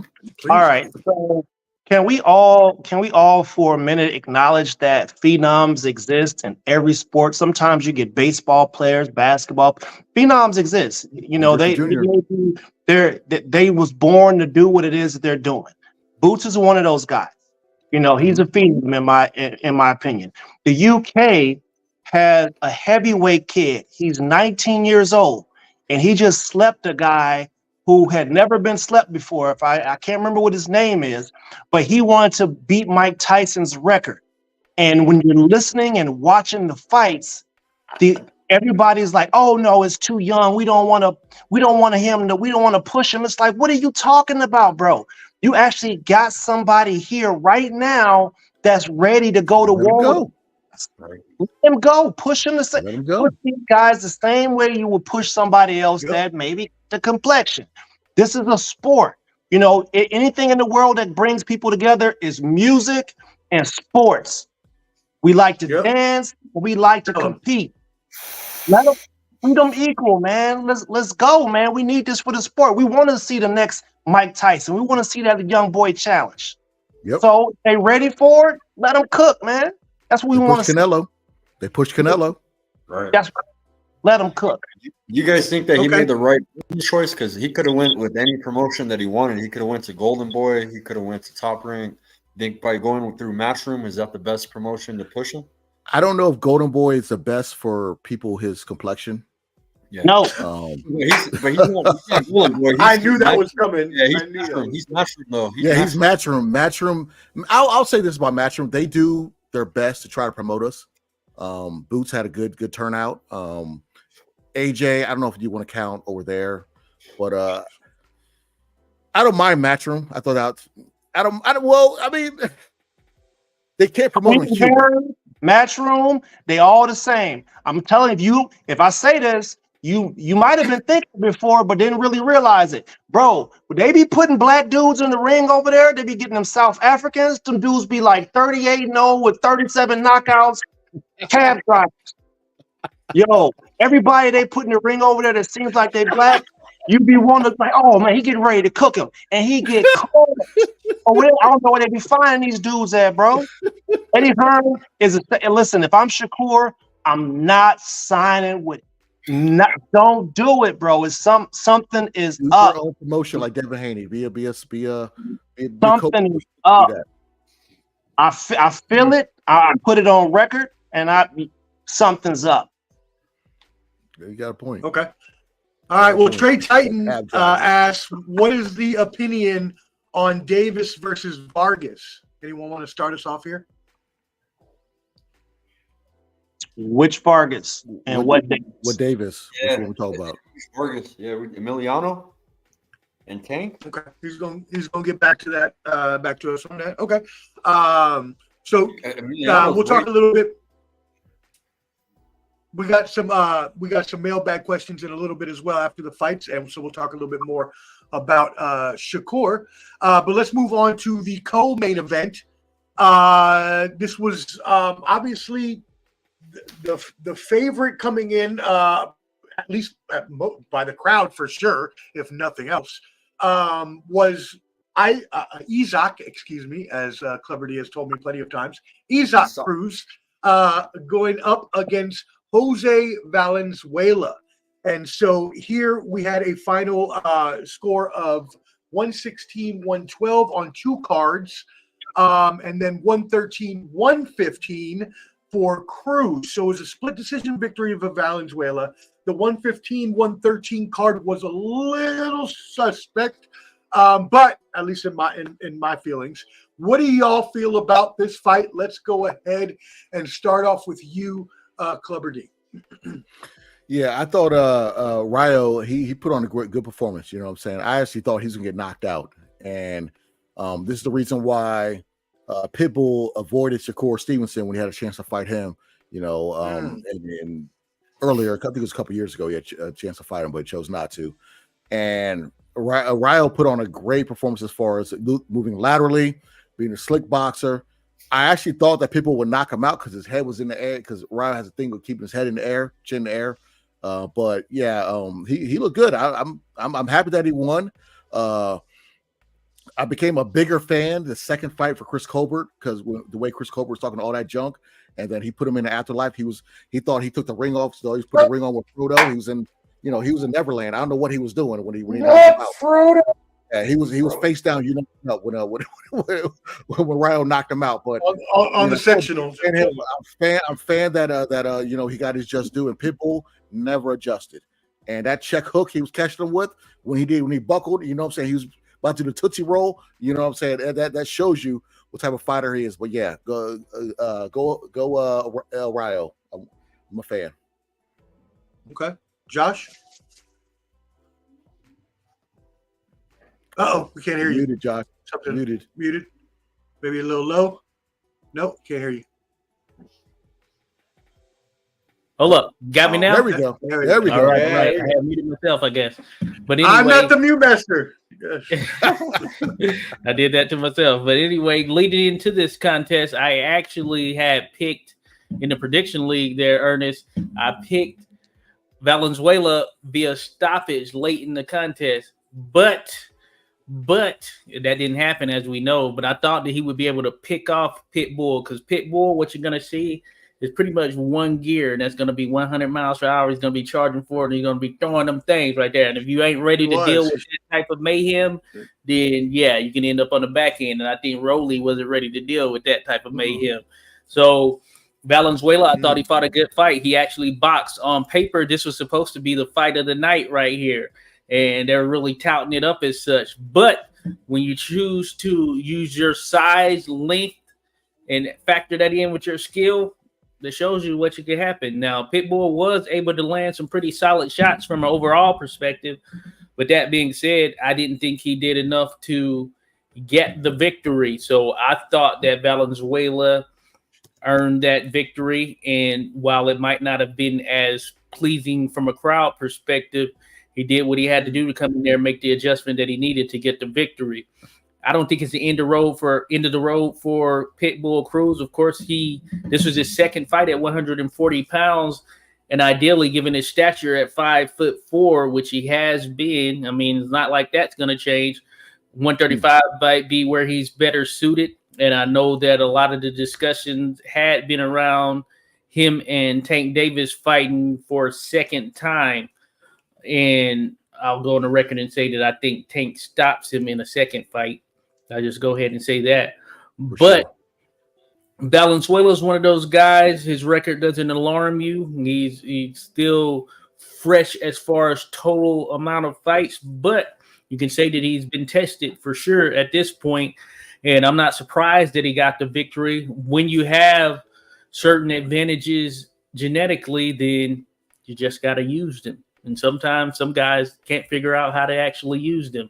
And he was able to figure out how to actually use them. So big shout out to Jose Valenzuela. I want to see what's next for him. 140 pounds is practically wide open at this particular point. So a lot of great fights can be made there. And I wouldn't mind seeing him in there with a multitude of fighters. Josh Taylor, Arnold Barboza, you name it. I think that they make for pretty solid fights just from overall perspective. And as we go on thinking about this fight, do we think that Pitbull even got exposed by a slicker boxer? So think about that as well. Possibly if you have anything on that. Skywalker. I actually predicted this fight, man. I've been following Rayo for a while. He was with the Benavidez camp before he switched over to Robert Garcia for this fight. And he had a controversial loss to Chris Colbert. He got knocked out to Edwin De Los Santos. Like it was in the third round. He got knocked out. So he came off with 2 losses. He had a comeback win with Chris Colbert. You know what I'm saying? Because the first fight, I believe he won that fight. Isaac Cruz, man, Pitbull Cruz. I really thought, you know, if anything, they were gonna rob Rayo because they're trying to make the Tank Davis fight again, right? That was an entertaining fight. You know, he had a messed up hand that fight as well. And Pitbull Cruz had put in that work, but Tank couldn't throw really with his broken hand. You know what I mean? He was more, you know, just outboxing him. And Pitbull Cruz, I believe his last fight against Giovanni Cabrera, I had it scored to where Giovanni, they didn't even call a knockdown in the fight, man. Giovanni scored a knockdown. I had Giovanni Cabrera beating Pitbull Cruz the fight prior, you know, last July. That was on the Errol Spence Bud Crawford card. And so I actually predicted it, man. It was a good fight. He used his feet, you know, just outbox him. He don't have no head movement, bro. Pitbull don't really have, he has no neck. So, you know, I don't know if he can move that head. But, yeah, bro, his head movement, you know, you got to have head movement, man. You got to be able to move. You could be tough, you know, if you got a guy that's standing stationary, Pitbull's the beast. You know, he's going to fuck you up. He did that with Jesse Magdaleno. He pulled the mini Mike Tyson. That's why he got all the hype. You know, it was the Magdaleno fight. He got him in the corner and started wrecking him. But yeah, man, I think I'm not saying that he's a hype train. I think he's a good fighter for certain opponents. But if you're a slick fighter and you got feet, you're gonna whoop Pitbull Cruz's ass, man. You know what I'm saying? Unless you're robbed. You know, like they did Giovanni Cabrera, they robbed his ass. You know, so that's my thoughts. Poppy, your thoughts? All right, let's get to it. Let me tell you about, let's do some numbers here, right? So there's 130,976,000 and some change. 130 million, this is say 131 million Mexicans. There are 40 million Black Americans. Right? So with 131 million Mexicans who love fighting and love boxing, this is what you're gonna get. They're gonna pander to that audience because they need the bread to come in. You know what I'm saying? And don't nobody support their culture and back their culture like Latin X. All Latin people, some European countries, they go real hard. You know, in Europe they start singing about. They just start busting out in the song in the middle of sports everywhere. So 130 million, 131 million, right? So that's a lot of Mexicans. So now let's just get to it. All right. I just like Skywalker. I had Cabello. I had Giovanni. I picked Giovanni pre-fight to beat him, but I didn't take into consideration that there was 131 million Mexicans that wanted to see Tank and him get back at it. I didn't consider that, so they the boy, right? So I did pick El Rayo by split decision, and I got it right. It shouldn't have been split decision. It should have been unanimous decision. So what do you do? I mean, y'all seen cartoons, right? What do you do to somebody that's 5'2" or like little kid be reaching? You feel me? That you got your hand on their head. You talk about you can't right? So let's give it up to Rayo for sticking to the game plan. He slipped up at the end and didn't follow it, and his coach got on his ass about it. Shout out to his coach for being like, hey, listen, man, you don't do that. You don't need to be doing that. Touch the boy up, get out of the way. Pitbull is one-dimensional. He's probably a weight bully. If you ask me, 140 was too big for him. He had no business going up there, but everybody knew that Rolly was the easy pickings, just like Campbell was the easy pickings. People going to get that belt so they can get some clout. Unfortunately, the boy's never developed. He's got one style. I mean, I liked him when he was at 135. I liked him for what he was, but we need to stop making people famous for losing to Tank. Where else does this happen at? What other sport does somebody become more famous for losing to somebody? Not only did Tank have one hand, you couldn't hit Tank because he had footwork and he was stabbing you up with the right when you was missing. Pitbull has gas tank issues. If you can't hit somebody and you swing it for the fences and you miss, you get tired, right? So he's got gas tank issues. He doesn't know how to cut the ring off properly. He does some dirty things, punches behind the head. He punches in the thighs. He punches in the hips. He does some dirty stuff. So again, shout out to El Rayo. Great game plan. Way to sun him. Send him back to the starting blocks, maybe back to 135. And that's how I feel about it. And, I'm sorry. Their scorecards was awful. Terrible. Yeah, well, terrible. And that's going to be the theme if we continue it. and so that was my follow-up question. So thank you for that, Poppy. So that what do we think about? Go around the horn real quick about that score for 113, 115 for Pitbull, and also just a general. It seems like every time there's a big fight, we are seeing some outrageous, especially in these Riyadh season fights over in Saudi Arabia. There's always someone with a wild score that is just like so abnormal from the rest of what everybody else is thinking. So what do we think about just in general about this sort of trend that we're seeing? Anyone who wants to go? 2 words. Adelaide Bird. 114 Canelo Mayweather. Woo! Huh? Didn't I just say 114? 114? Hey, listen, man. We keep it loaded and cocked over here. You feel me? It happens, man. We see that organizations they're corrupt. You got people who are promoting fights.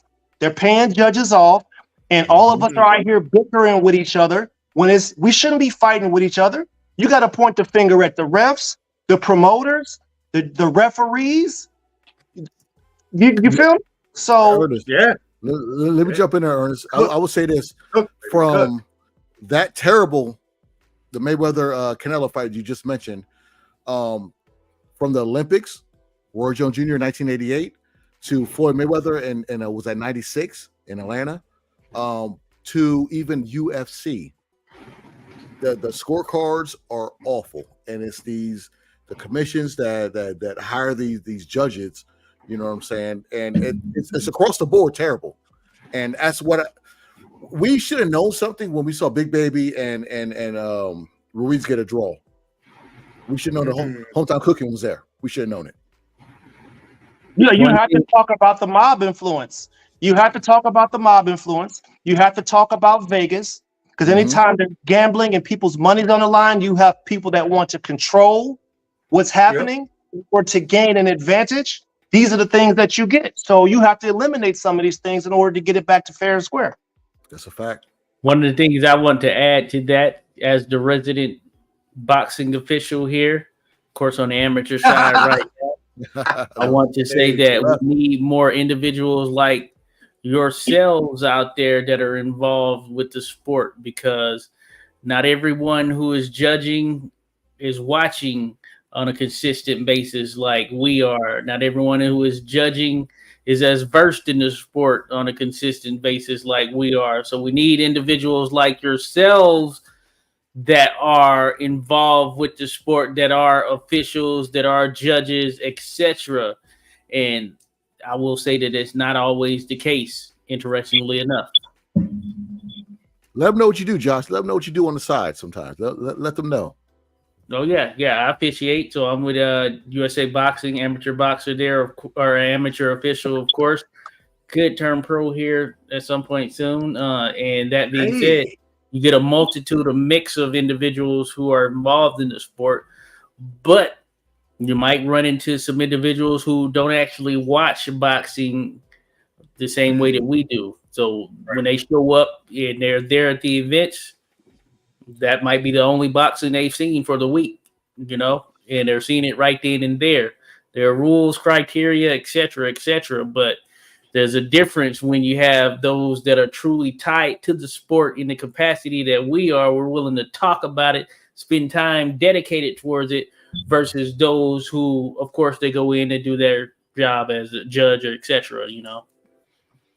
Yeah, I feel like we need Julie Letterman, because I know he was always there when her dad was. You know, some stuff is still unexplainable, though. Some of these scores are still unexplainable. It's sad. It's sad. Hey, we need people with high integrity. We need your pockets to be greaseless. Money shouldn't just slide into them like that. Slide, just money just sliding in the hands like that. No, I completely agree.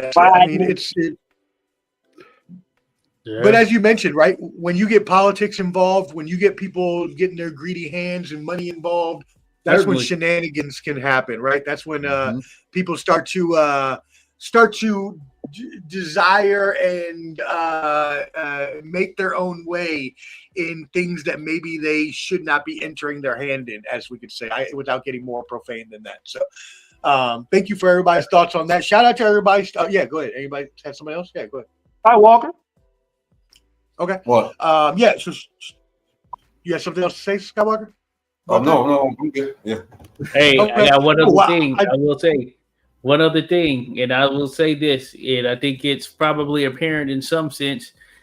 Of course, when you think about the Adelaide Birds, etc., if you're in Las Vegas and it's considered the boxing capital, there's an incentive to that remaining the boxing capital. That's what I will say.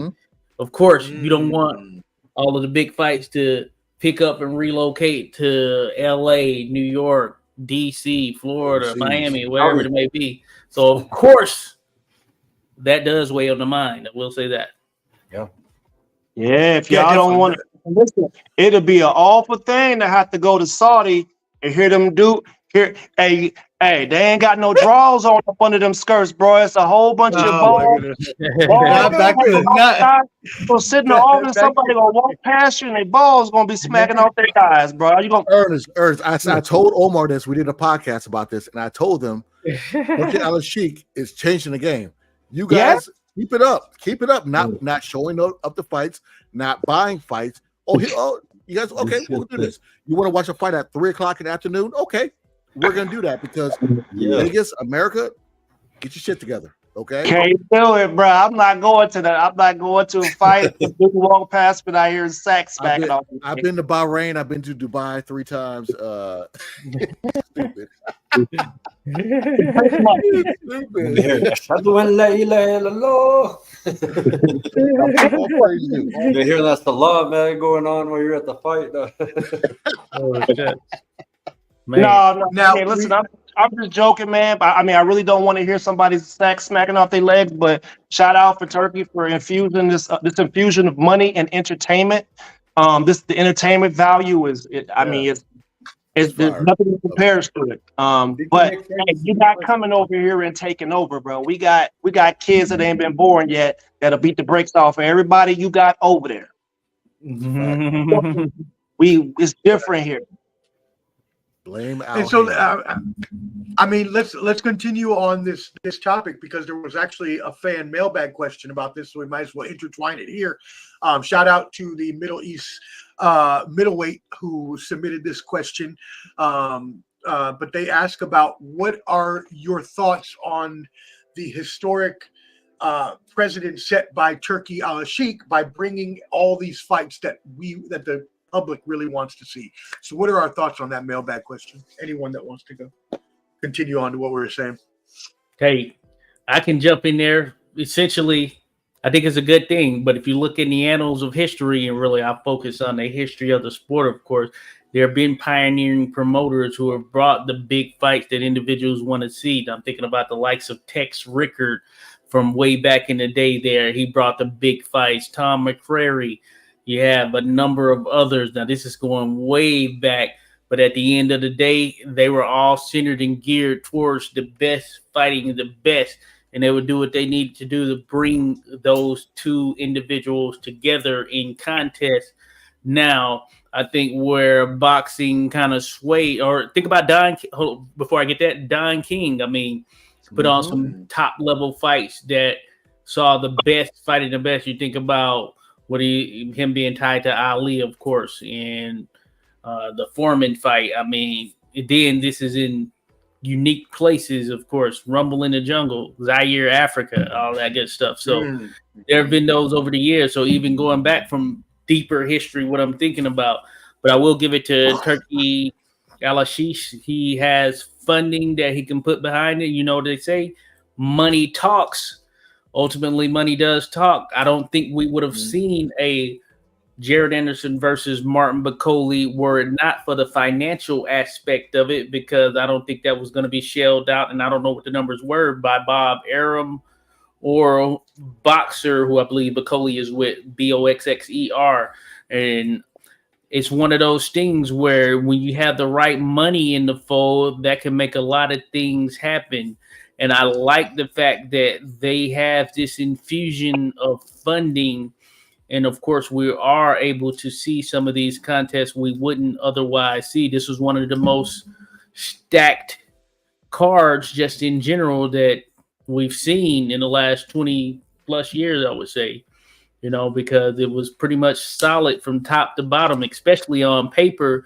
We could argue back and forth as far as how the fights turned out, but on paper, this was a super stacked card, and I like where they're going with that. Saudi Arabia is in an interesting place because, of course, they're continuing to try to expand their overall outreach. They have all this funding built up, this cachet and such, and they've been making strides in order to kind of just catch up with some of the societal norms we may see here in the Western world, though they haven't gone full-fledged there.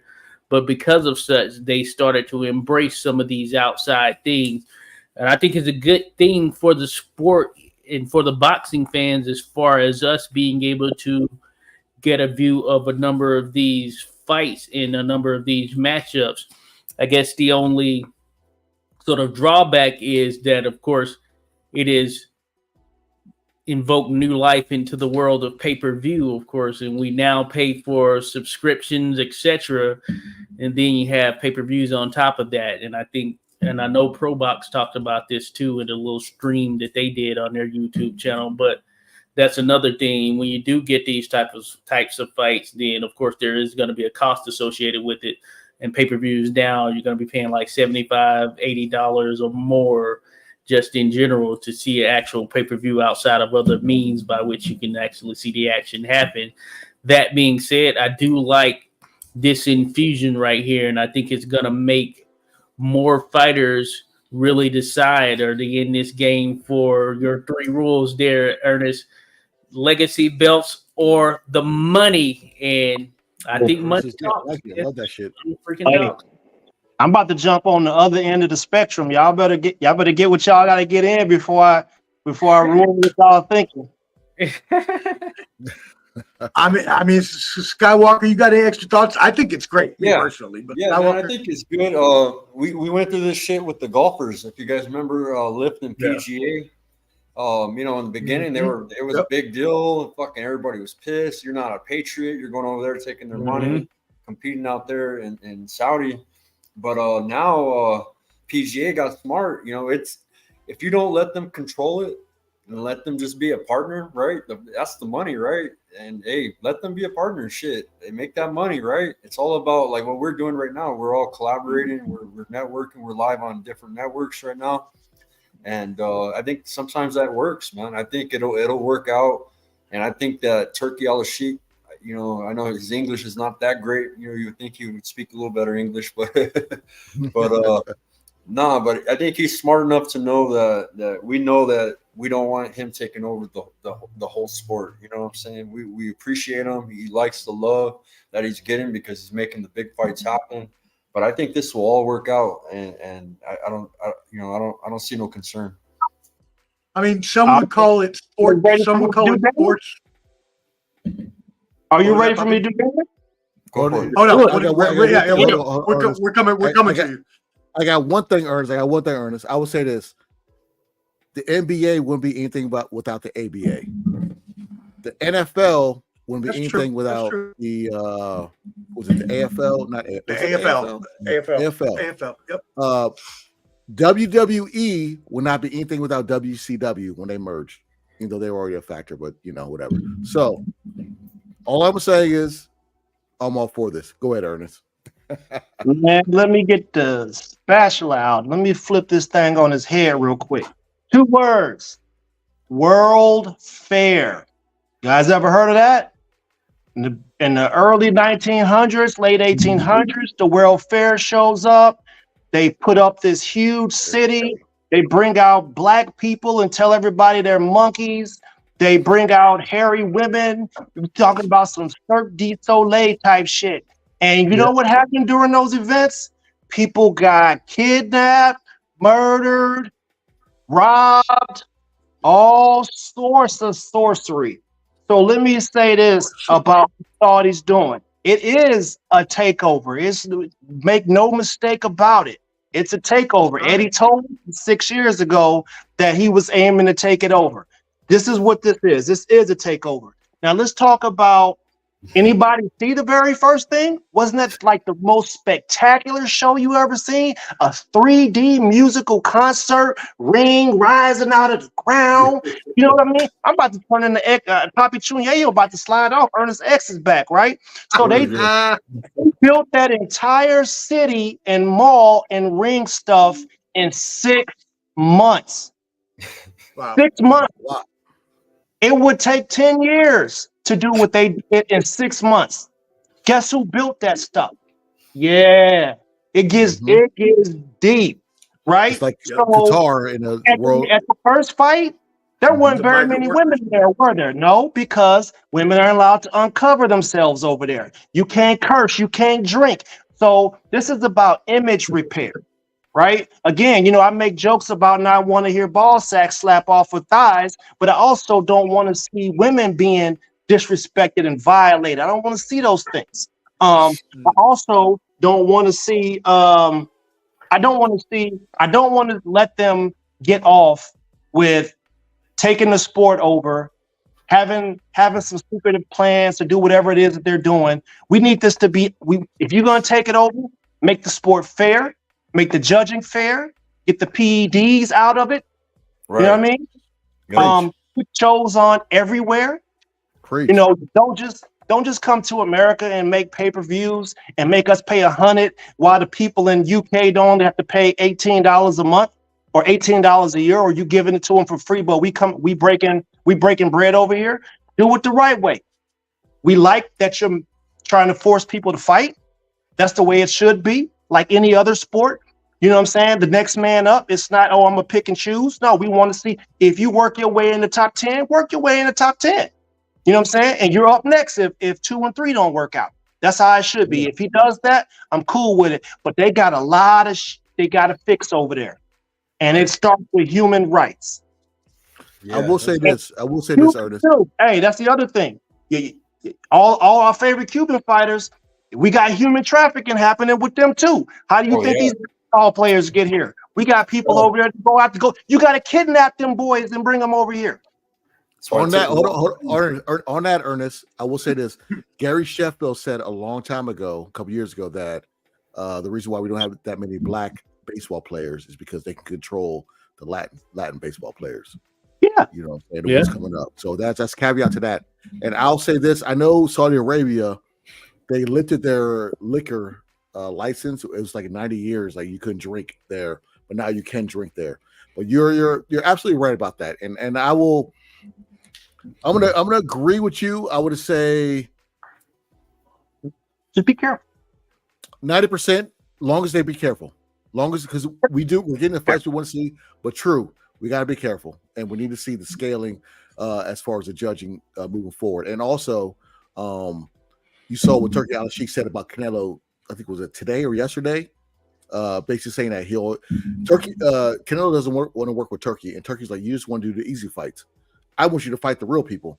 And he's saying, hey, I want 150 to fight this person, 200 million to fight that person. Right? No, come on, bro. Yeah. Hey, listen, here's one caveat. Hey, if you want to do what you want to do in the sport, give Kinahan up. Where is he? The mob Give him up. Give him up. The mobster. Give him up. He's the Irish mobster. Give him up. The Irish mobster. They're looking for him because Nonito's my boy, man. They even hit him up. A lot of people are tired of getting. A lot of people are tired of Kinahan. A lot of people are tired of him. If y'all don't know, he's an Irish mobster that is sought out by a lot of people. Yeah. They want to know where he's at. Interviewing anybody that ever associated with him, like in the sport. Crawford's one. Yeah, a lot of people. I love Terrence Crawford, but he's one of them too. So we almost lost the sport over that whole thing. Yep. He's one tied to Pro Bellum, right? Yeah, Don't you think for a minute the ABC organization thing's still on that? Y'all ain't out the water. They gonna wait till he was still out there like that. They get that 99%. Tyson Fury is another one. He's tied to him too. A lot of people. So hey, like I said, man, I only said to flip it on his head because I care about the sport. I care about people. I don't want nobody to die for my entertainment purposes. Period. And we know that there's some dirty players in the game, and we need them out of there. That's it. Right.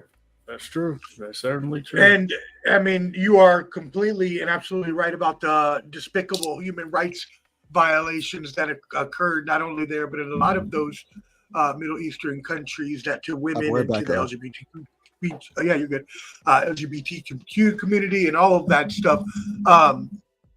And so a lot of people call that sports washing, right? Them using their money to cover up, their human rights violations with entertainment, with sports, and other things that are going to make people think about the softer side of their personality that they're trying to portray out there. And while it is right, go ahead. Money laundering. Yeah, money laundering. I mean, there's a lot of things that are going into it that are very illegal. Again, we don't advocate for any of those human rights violations at all.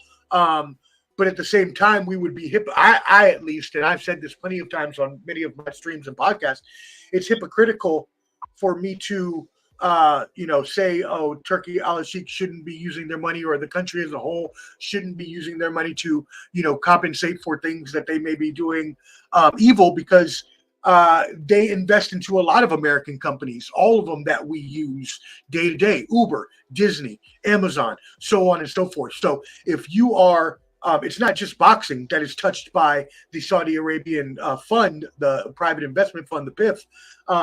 So it's hypocritical for those people who are going to say, "Oh, I'm not going to watch boxing." Not saying that anyone here said that, but I'm going to boycott or this and that because they're run by the Saudis like they used to do with the Live Golf that we talked about. And I just think that's hypocritical. So, anyways, any other thoughts on that, y'all?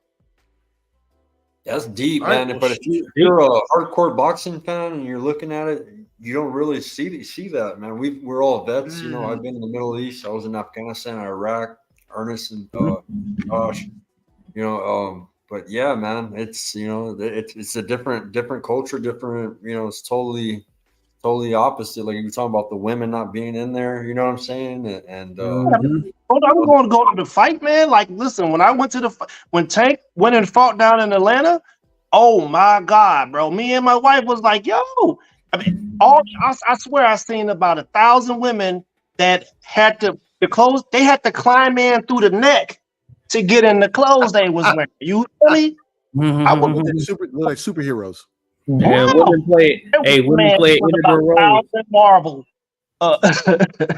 Women play an integral role in the sport for sure, and I see that on the amateur side as well. It wouldn't get done without them. They play an integral role. So yeah, I feel where you're coming from 100% because it doesn't get done without them.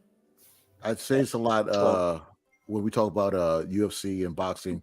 Me and Omar do the show, and I say, we need Margaret at Wegmans to talk about this fight. We need Janice going to Pilates on Thursdays to talk about a fight. You know what I'm saying?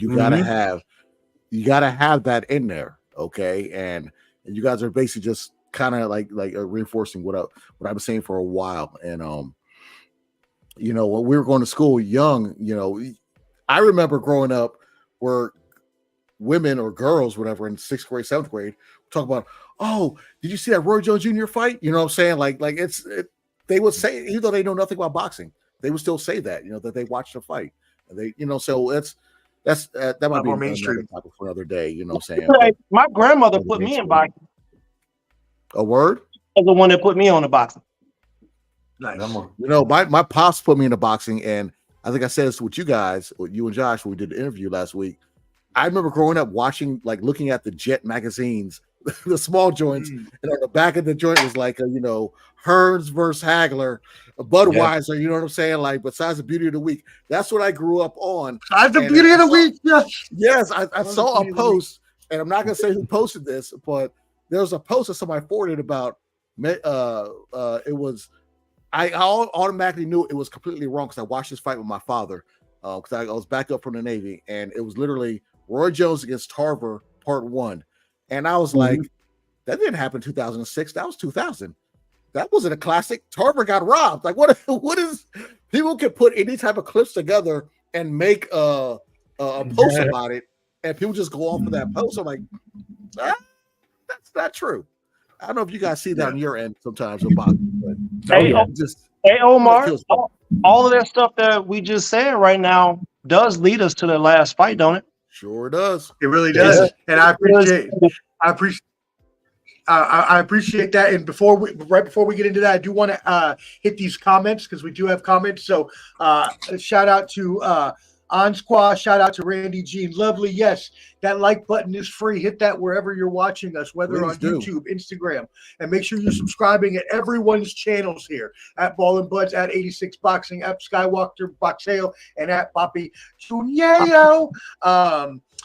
So Trey Titan, to go back to that question earlier before we go to the main event, he was asking about Keyshawn versus Emiliano. So if anyone has any thoughts on that, I know Josh, you put in there that you thought Keyshawn was the truth, and you thought about this fight. So anybody else have any thoughts on that? It's still early for Emiliano. You know what I'm saying? I like him a lot, man. I think, so far, out of all these legacy, their fathers were fighters. He's doing pretty good. You know what I mean? Yeah, I'd agree.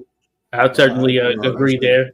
I think it's early for Emiliano, even though I like where he's headed trajectory-wise. Keyshawn at this point, I think, is more battle tested, has fought the better fighters as far as his young career as well. And I think that, yeah, he would get the edge if they were to fight like right now, but give it some time for sure. Yeah. Prize fighting. 131 million Mexicans. And none of them cheering for Keyshawn. Right. They want that bag. Right. Fact. All right. Hey, all right. hey, Vargas boys didn't grow up poor. They grew up living a good life, kind of like Lil Wayne did. Lil Wayne was in there early, right? You feel me? So, hey, they talking that junk, man. They want that money. Go ahead and feed them to us. Feed me more. All right. So Trey Titan asks, any thoughts on Caleb Plant layoff possibly affecting his upcoming bouts, or is easy work? Any thoughts on this, yo? Depends on who he fights. Does he have anything on tap right here? I'm looking. Doesn't. So it looks like Trevor McCumbee. Yeah, he'll beat Trevor McCumbee for sure. Easy work. Trevor Ooh, the deuce. Yeah, he'll beat Trevor McCumbee. But that being said, yeah, this will help him in terms of if he wants to step the competition in his next contest. Yeah, I mean, that'll be easy work for him. He beat McCumbee up, go out in the audience, slap Ryan Garcia, go find Jamal, slap him again. You feel me? He can hand out all types of slaps that night. Yeah. Cool. I want to see Jamel. We'll say one thing. One thing I rock with Ernest was when I was watching the show before I got on with these guys. He was very candid about calling out the racist cheater out, unlike others who don't want to call him out. You know, I loved it. I love hearing that. Do that a realism. Same with you, Skywalker. I love it. Hey man, people couldn't even interview him at the last fight. He was walking through that. Man, he was walking through the crowd. He was looking for Ryan, bro. He was going to do damage to him. You can't talk about people's family, bro, and just think that they ain't gonna crash out. You know what I'm saying? That's true. Hey, Berlanga and Plant were going at it pretty heavy at Canelo's press conference. Have you guys seen that? That shit was pretty funny. Canelo. I'd rather see Berlanga and Plant than Canelo and Berlanga. Hey, like no lies detected. Shout out Caleb Plant, Nashville's own here in Nashville with me. So shout out to him. But yeah, that would definitely. Country Box at right? Hey, I do some work with Country Box, brother. Jimmy Adams Promotions. Yeah, you guys do that shit. I was going to tell Omar about that. Yeah, we linked up with their IT people this last fight, and we aired it on our channels. We did our own commentary. We do our own commentary for Country Box, but we helped some of their fighters. We actually have an interview Sunday on our Tim and Tim show with one of the female fighters that was on the last card. Yeah. Yeah, I got dental implants. I'm usually more talkative. I just got dental implants, so I'm learning how to talk again, guys. So nobody would have known that if you wouldn't have said it, Skywalker. Yeah, nobody. I wouldn't have said anything. But we're not doing better. I got the new veneers to you special now, Skywalker. That you better than us. Come on now. I like my cap. I can't talk that good today, man. But I'm trying. No, you were good. You didn't even have to bring that up. Good, man. Now they know. We'll be like, man, them ain't pretty pearly white. But me. Sociable, I feel like I want to talk more, but with this, it's hard, bro. I'm just being honest, Hey, you killing it. You killing it. Great. Shout out Steve. Yeah. Shout out Steve Falco, the chef. Lance Meyer, thank you. Yes, thank everyone on this panel for their service. We appreciate you. For sure. All right, cool. Oh, and Chris as well with the salute to the men here from Ireland channel. Cool. All right, well, let's move on to the main event Before we get there, just to Clubber D had a quote from Turki Al-Sheikh. I just want to say exactly what he had said here on X earlier today. He said that he heard what Canelo said, that he respects him, but doesn't like the way that they do business. He said he doesn't care if he respects him. I'm paraphrasing. He says, as for why he doesn't like the way I do business, because I target big fights at fair prices. And he also says after losing to Bivol, he's been looking for easy fights ever since, shots fired.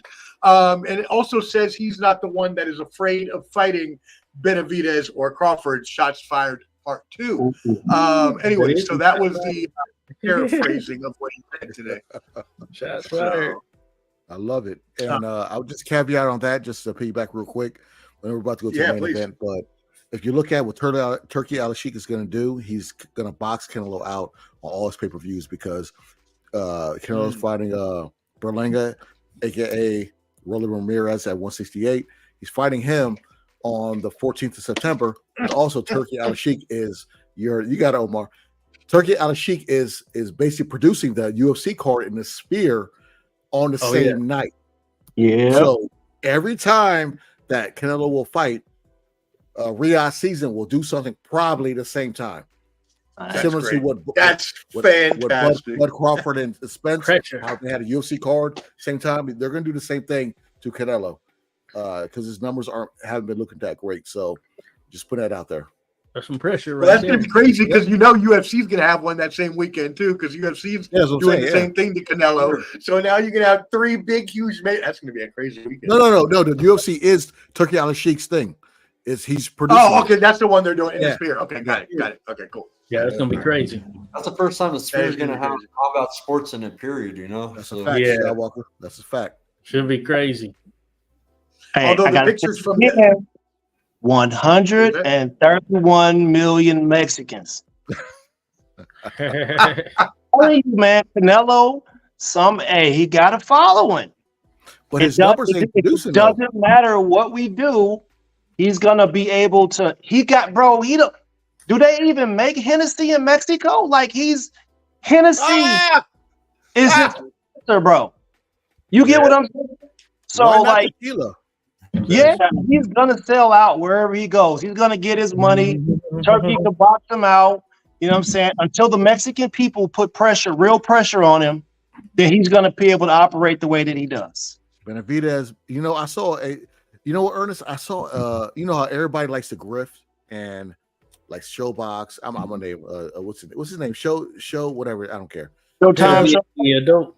Yeah. So they were like pro against Devin Haney, the pro against now Crawford.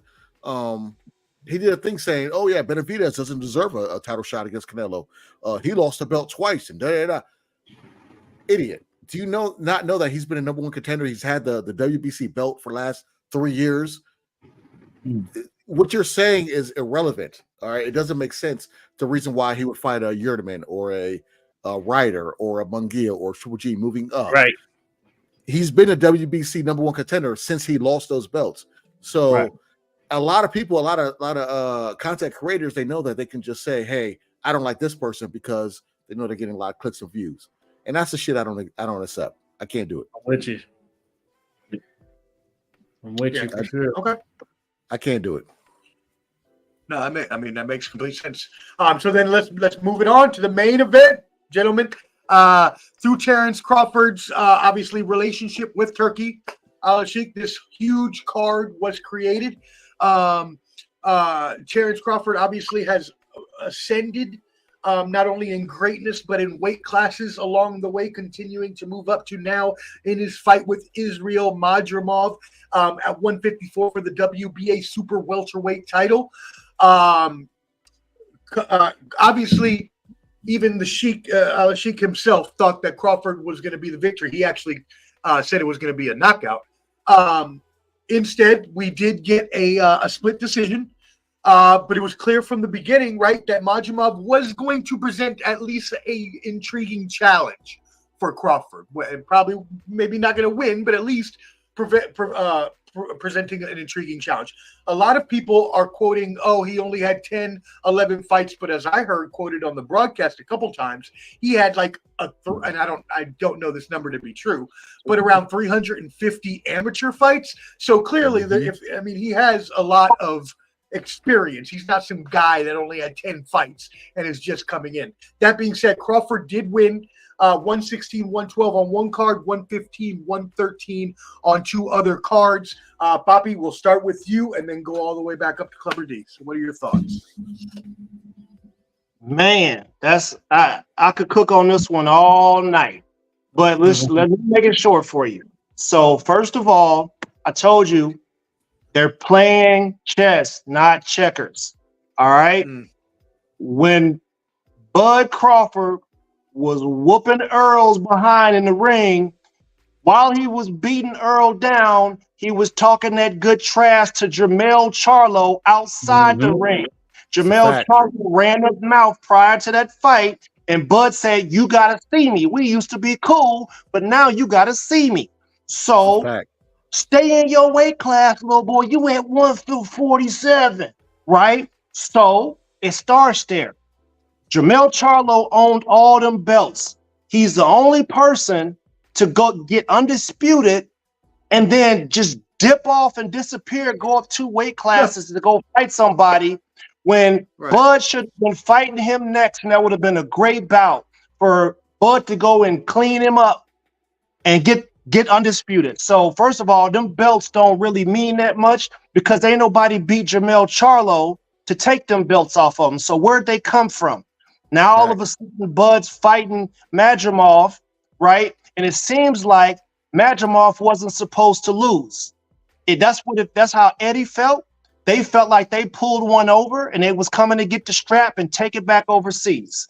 Okay, so now let's talk about how people watch fights and what watching a fight in a relaxed state does for you. When you're watching a fight in a relaxed state and you're not watching and paying attention to the movements and what the fighters are doing, you're sitting there and the commentary is telling you what you're watching. They're putting information into your head that may not necessarily be true. They're promoting an agenda, right? What I saw in the fight was Madrimov doing a whole lot of feints, a whole lot of not punching, right? And them filling in the space between not punching with information of what they think he's thinking or what they think Bud is thinking. Pop shots. Damn near a wipeout. I had it 10-2, maybe 9-3 for Bud, right? Would I not take anything from Madrimov? Because when Madrimov touched Bud, he did damage. And you can see that his shots were heavy. They were effective. Bud did catch a lot of them, but the power is different when you move up like that. So if you ask me, Madrimov didn't do enough. He should have did more punching and a lot less feinting. And I believe Bud did enough to be able to take the victory. So scorecards whack. Bud did this thing. I don't know where them belts came from. And again, we need to get boxing right. And we can make it all better. Jermell said he's coming back to 154. Let Bud beat his ass and call Bud. He wait undisputed. Let him be the first one. All right, Skywalker. Yeah, I agree with Ernest, man. I had Bud winning convincingly against Madrimov. Madrimov, a lot of his punches weren't landing. If you're watching the fight, a lot of feigning. He had the same kind of movement as like a Bivol, you know what I'm saying? I know that they're comparing him to Triple G, but I think that he looks like Triple G, you know what I'm saying? He looks exactly like Triple G. He looks just like him. That's a fact. But his fighting style is kind of like it's Eastern Orthodox, you know, your Russian fighting style. You know, they got the hop to the footwork, you know what I'm saying? And he wasn't really letting go. I think if he would have just let go more, he would have more success. But the thing is, Bud Crawford's a very dangerous counterpuncher. And his shots were pretty heavy. I think he looked good at 154. I don't want him to fight Canelo. You know what I'm saying? I don't want to see, you know, we see Charlo with Jermell Charlo. You know, I don't want to see somebody move up 2 weight classes and fight somebody. You know what I mean? Especially just moving up to 154. Just define your own legacy. Don't try to. But yeah, man. Convincingly, Bud Crawford won. I had it 8-4. I gave some rounds to Madrimov. I think he did good in some where Bud seemed like he was more relaxed, just moving around. So yeah, good win by Bud. Good shit. Yeah, I agree with you on the scorecard. I also had 8-4. Josh. Yeah, I thought that Bud won, evident by their faces at the end of the contest. As a matter of fact, I thought a lot of the cleanest work came from Bud. I do think Madrimov showed some resistance, and I like Madrimov, one of those Uzbek warriors, decorated amateur, all that stuff. So he comes with more experience, and don't let the 10-0-1 record or whatever it was fool you. He did have the capability of coming in there and certainly putting up a fuss in some sense. But I do think that Bud showed that he was able to carry that 154 pounds, and he looked bigger and stronger at the weight than I thought he would initially. Now, that being said, I too agree that I'm not a big fan of wanting to see Bud versus Canelo, especially when you have some big fights that can be made with those guys at the weights that they're at. For instance, Canelo Benavidez, of course, and Bud versus, I don't mind Virgil Ortiz, as Turkey had mentioned as well. I don't mind that fight. Like that Or Bud versus Tim Tszyu. I don't mind that one there at 154 pounds. Probably like that one a little bit more, even despite Tszyu coming off of a loss. And then, of course, we know we're waiting on Errol Spence and Sebastian Fundora. That fight was scheduled to happen. It got delayed, but it's supposed to still happen. We'll see what ultimately materializes. But I also agree with Ernest there. It would have been excellent to see Bud versus Jermell Charlo. It seems like that's out of the water, gone by the wayside at this particular point. But that would have been excellent right immediately after that Spence contest. And they seem to have the build up and all of that stuff forward. And even if we couldn't get that, Jermell Charlo versus Tim Tszyu, that was one that was heavily talked about before Jermell went up to 168 to take Canelo on, which really realistically made no sense. No one was looking for that fight. If anything, we thought it would be the other Charlo, but it made no sense for Jermell to jump up 2 weight classes when he was undisputed at one. So that's kind of the annoying side of boxing there. And I guess that was Al Heyman's doing because it was all in-house since Canelo was a free agent in some sense. And then, of course, Jermell was PBC. So it just ended up happening. But that being said, I think that Bud showed that he can be something there at 154 pounds. I want him to pursue going undisputed because that will lead to some very solid contests. Of course, Ortiz has to get past Boachuk, who he's taking on here, I think this weekend coming up or whatnot. And then, of course, the belts lie also with Sebastian Fundora. So timing is going to be a key there. Bud's not getting any younger, but he still looks pretty solid. And I think that he'll be a force as he continues forward. So I think overall, good win for Bud. Madrimov, of course, he can bounce back from this and get into some additional contests and put himself right back in the mix. So I'm just looking forward to what materializes at 154 pounds moving forward. That's There what's we go. up. Clever D. Yeah, I was looking to the left and right because I know Josh and I think Ernest also got to deal with a dog walking around. And let my dog walk around today. And a big ass King Corso Bronson's he's all over the place right now. He's good. Mine is he got up, came over here, shook his head. I thought he was gonna freaking drink some water, which is loud as hell. But anyways, kind of what a lot of what Ernest, Josh, and Skywalker had mentioned. You see, if you listen to the commentary, Mannix and Sergio Moro, you would think that they hated Bud. And I'm starting to see that with Bud, Shakur, Devin Haney. And a lot of the announcers do not like them. For some reason, I don't know what it is about those fighters. I have my own stuff we can do it on sidebar, but I have a reason why. But for the common people, coming into the show, they're like, oh, wait a minute. Why is this person doing this? Why are you showing clinch stats for Devin Haney against Kambosos when not Kambosos versus Devin Haney? Things of that nature. So Sean Porter was the only one that was kind of honest on his scoring, and Sean Porter was very correct on the scoring. Bud used footwork. Bud hurt Badgermov towards the end of the fight, and Bud was going to the body and using combinations, things that Maginov weren't doing. And as Ernest alluded to earlier, yes, Maginov was hitting him with pop shots, but those shots looked, it kind of got his eye swollen a little bit, because he's a bigger guy. But if you look at Maginov at the end of the fight, Bud beat the hell out of him. I mean, this was, I didn't see the fight being that close. I thought Bud whooped him the whole fight, with his footwork. You got the guy, you're hitting him, his mouth is wide open. When he's trying to do his little feinting, just because you feint for 4 or 5 rounds doesn't mean you're doing anything. You can feint, do a punch. That's not winning a round. The same thing with Devin Haney against Lomachenko. Devin Haney went to the body, jabbed, won the first 7 rounds. And same thing with Bud and Maginov. He was outboxing him. Yes, Maginov had his points or his time in between the fight, but Bud took over, and then 11th round he had him hurt, and then 12th round he took over again. So I feel like Bud looked great.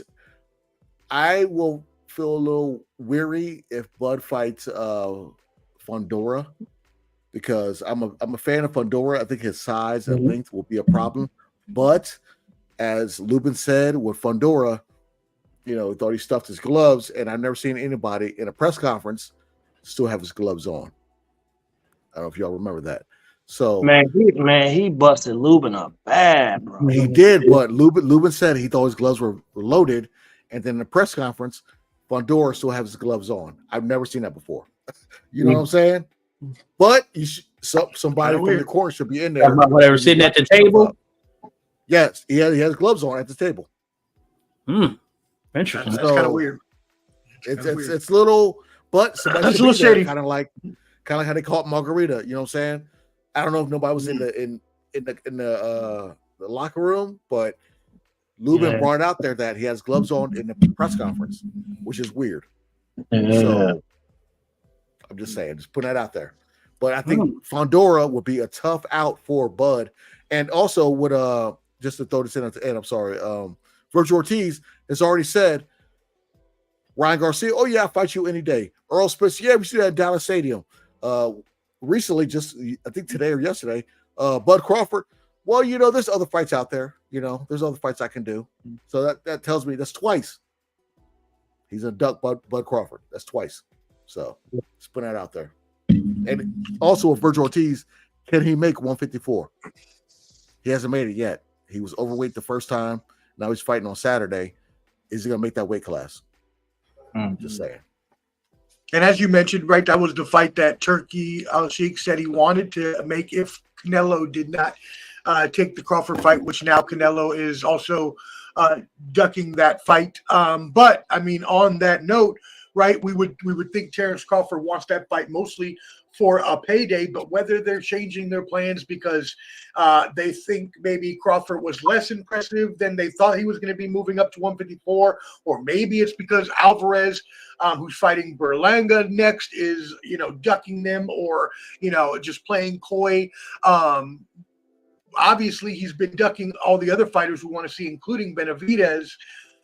So let's do a quick around the horn, and I just want to get your picks. Each of you, what do you think would be the next best fight for Crawford? Should it be Ortiz? Should it be Canelo? Should it be someone else? What do y'all think? Let's go ahead and go. Poppy, what do you think? First of all, I just wanted to let y'all know that the guy that's riding the tricycle on the Saw cover is Chris Mannix. There just ain't no seat on there. And he likes to pop wheelies and wear masks. I can't stand it. All right. But if you're asking me, man, Bud is a man of his word. He said Jamel got to get that work.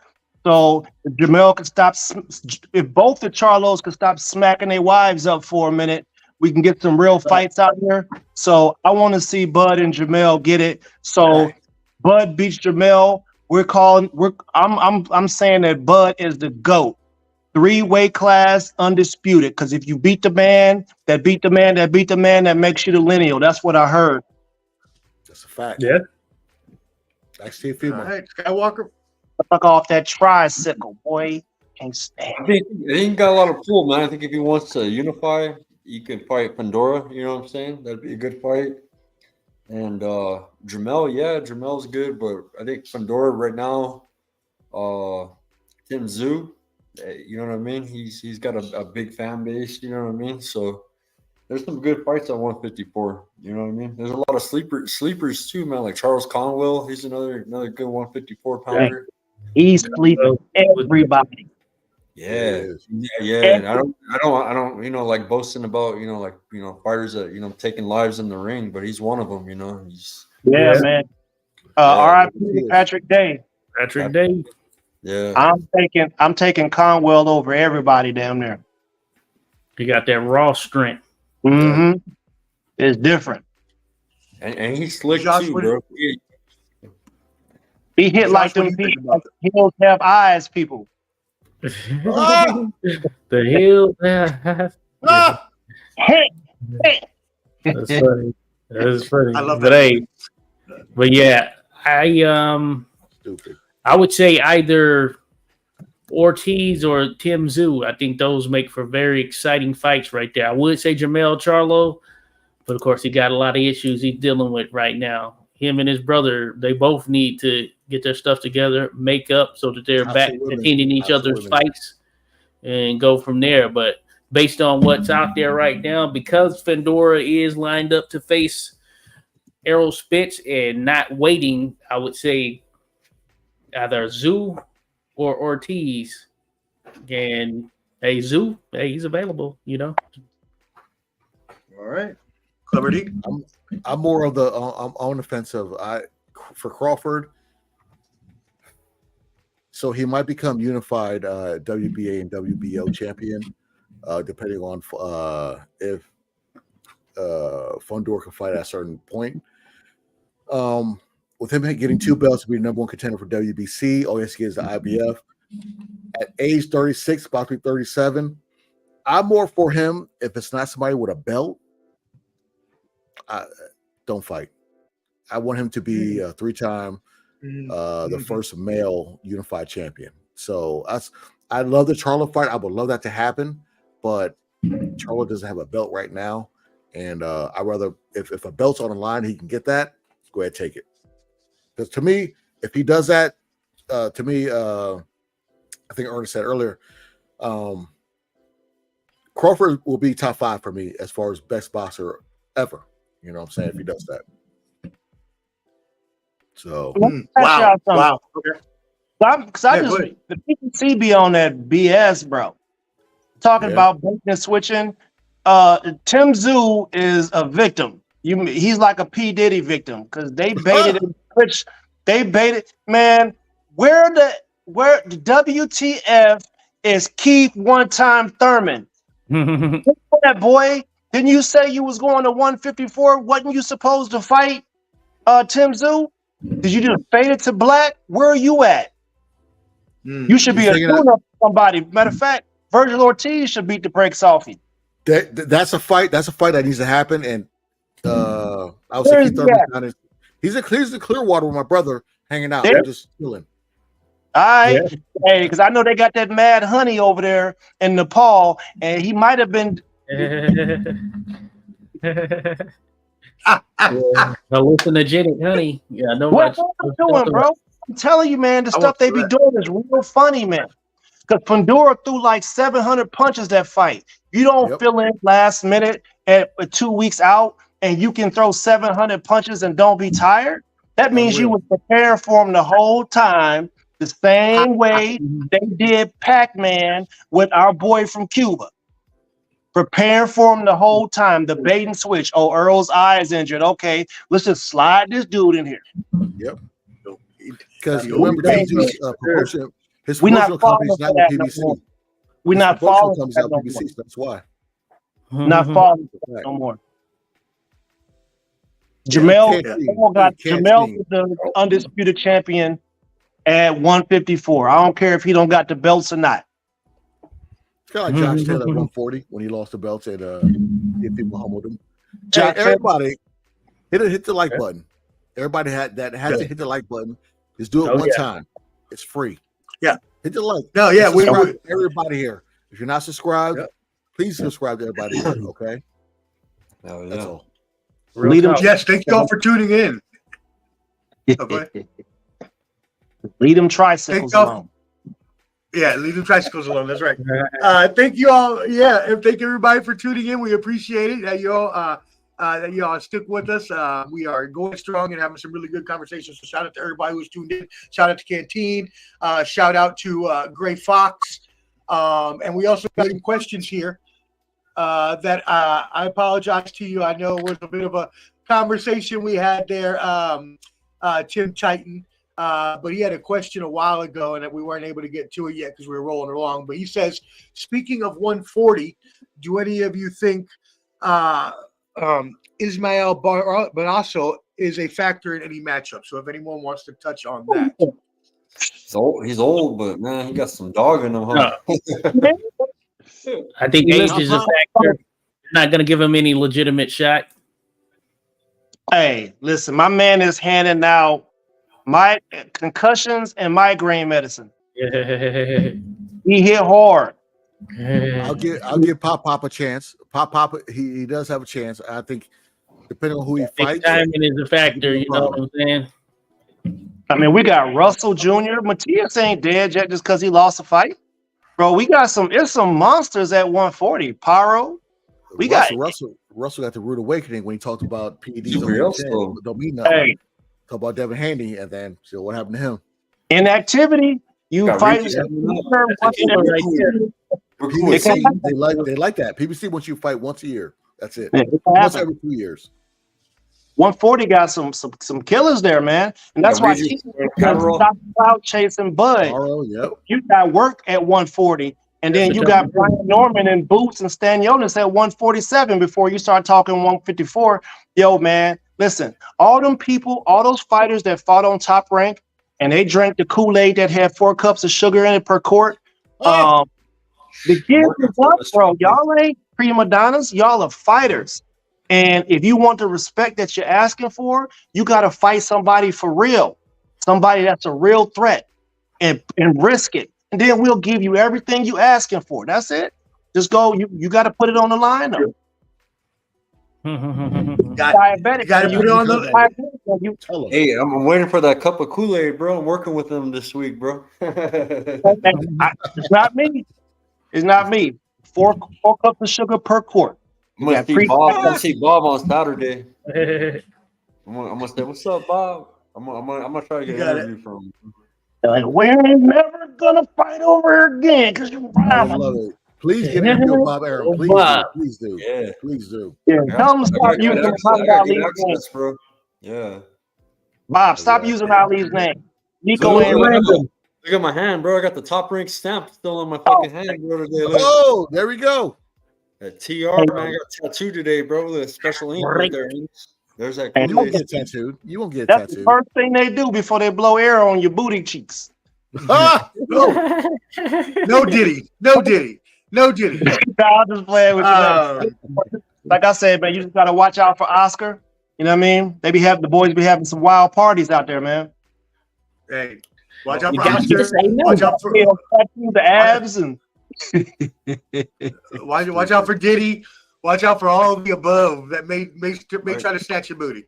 Bajo made sandwiches.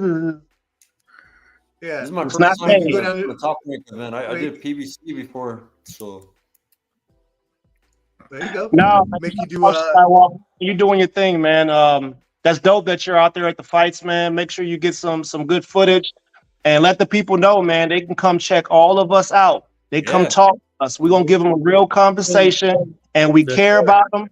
And that's all we want. We want to see them make money, support their families, and leave with their health at the end of the day. Yes, sir.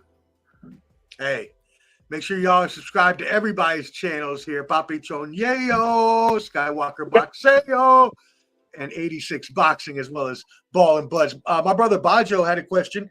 He says, does anyone think that shorter rounds but more total rounds in boxers would cause boxers it would create more action because they had less time per round to actually get their shots in? Does anyone, what are your thoughts on this? Anybody? Put them in the Telemundo ring. They got a promotion called Team Combat League where you can get one round of action. You know what I'm saying? With a bunch of different fighters. So they're already creating their own league for that kind of I stuff. think that's you know what I mean? sustainable, but Yeah, and they're already arguing women's boxing should be 3 minutes instead of 2 minutes. So to cut the minutes down. Okay. Yeah. So no 24 round, no 20 rounds, 2 minutes. No, nothing like that. Okay. Nah. My uncle on the wall, Bobby Chacon. I think they go from 16 by 16 to 24 by 24 at the largest. Yeah. I think so. I call them Telemundo rings. Them joints they be fighting in Mexico. Ain't nowhere to run to. Nope. You fighting in the phone book. Bajo. Shout out to my man Bajo out there. Shout out to Bajo. He's down in Yeah, Chesapeake. fix it right there. That My thing. uncle on the wall, man, Bobby Chacon, he fought 15-round wars, bro. Like that fight you said, the Bazooka. Yeah. The Berserk Bazooka. Yeah, that shit was crazy. Yeah, he took so much damage, bro. He got knocked out by Alexis Arguello. He got hit by that division back then was on fire, bro. You know what I mean? That's another good one. Yeah, but you know, to take damage is what we're trying to prevent in boxing, man. And you know, and my uncle passed away at a young age because of pugilistic dementia. He got hit too much, bro. And wow, damn. Yeah, he ended up on the streets, bro. You know, you couldn't control him. Like, he got to a point where he got really sick. That's when they put him in the home. But yeah, man, boxing can kill you, man. You know what I'm saying? So I think with the 12 rounds instead of 15. You know, and then with refs stopping fights, you know, Josh is a historian up here, you know what I mean? He covers the sport from the late 1800s, early 1900s. And these fighters would go multiple rounds. No refs would stop anything. And right. Yeah, man, we've seen it evolve, man, from a barbaric sport to where it's more refined, safe, you know what I mean? It's barbaric. Don't get it twisted. What the fans gotta do, the fans gotta not be mad at fighters like Shakur and Devin because they are boxers and they like to hit and don't get hit. Yeah. But because the announcers and the promoters are push, oh man, you got to get in there and exchange with them. But I'm good at punching them, motherfucker, not get hit. And the fans got to, if you understand the sport, then you wouldn't be putting this pressure on people. There's people that with natural power they're gonna put you to sleep. And there's people that can just get hit and don't get hit. You gotta love the whole. Dana White's doing something similar to that in UFC, where the card in England, where they had 7 went to decision cards, and he's like, I'm not upping my money because there's no incentive. But you got to respect a jiu-jitsu fighter, defensive fighter. You know what I'm saying? You got to respect that, just like in boxing. People don't understand that hit, not get hit. That's the name of the game. It's not about let me stand in the middle, just rock 'em, sock 'em robots. It doesn't work like that. My bad, Josh. Go ahead. Yeah, I've rocked with Shakur's fights. I think he puts on a clinic. You know what I'm saying? I don't mind watching it for sure, but I understand the perspective of those that want to see action.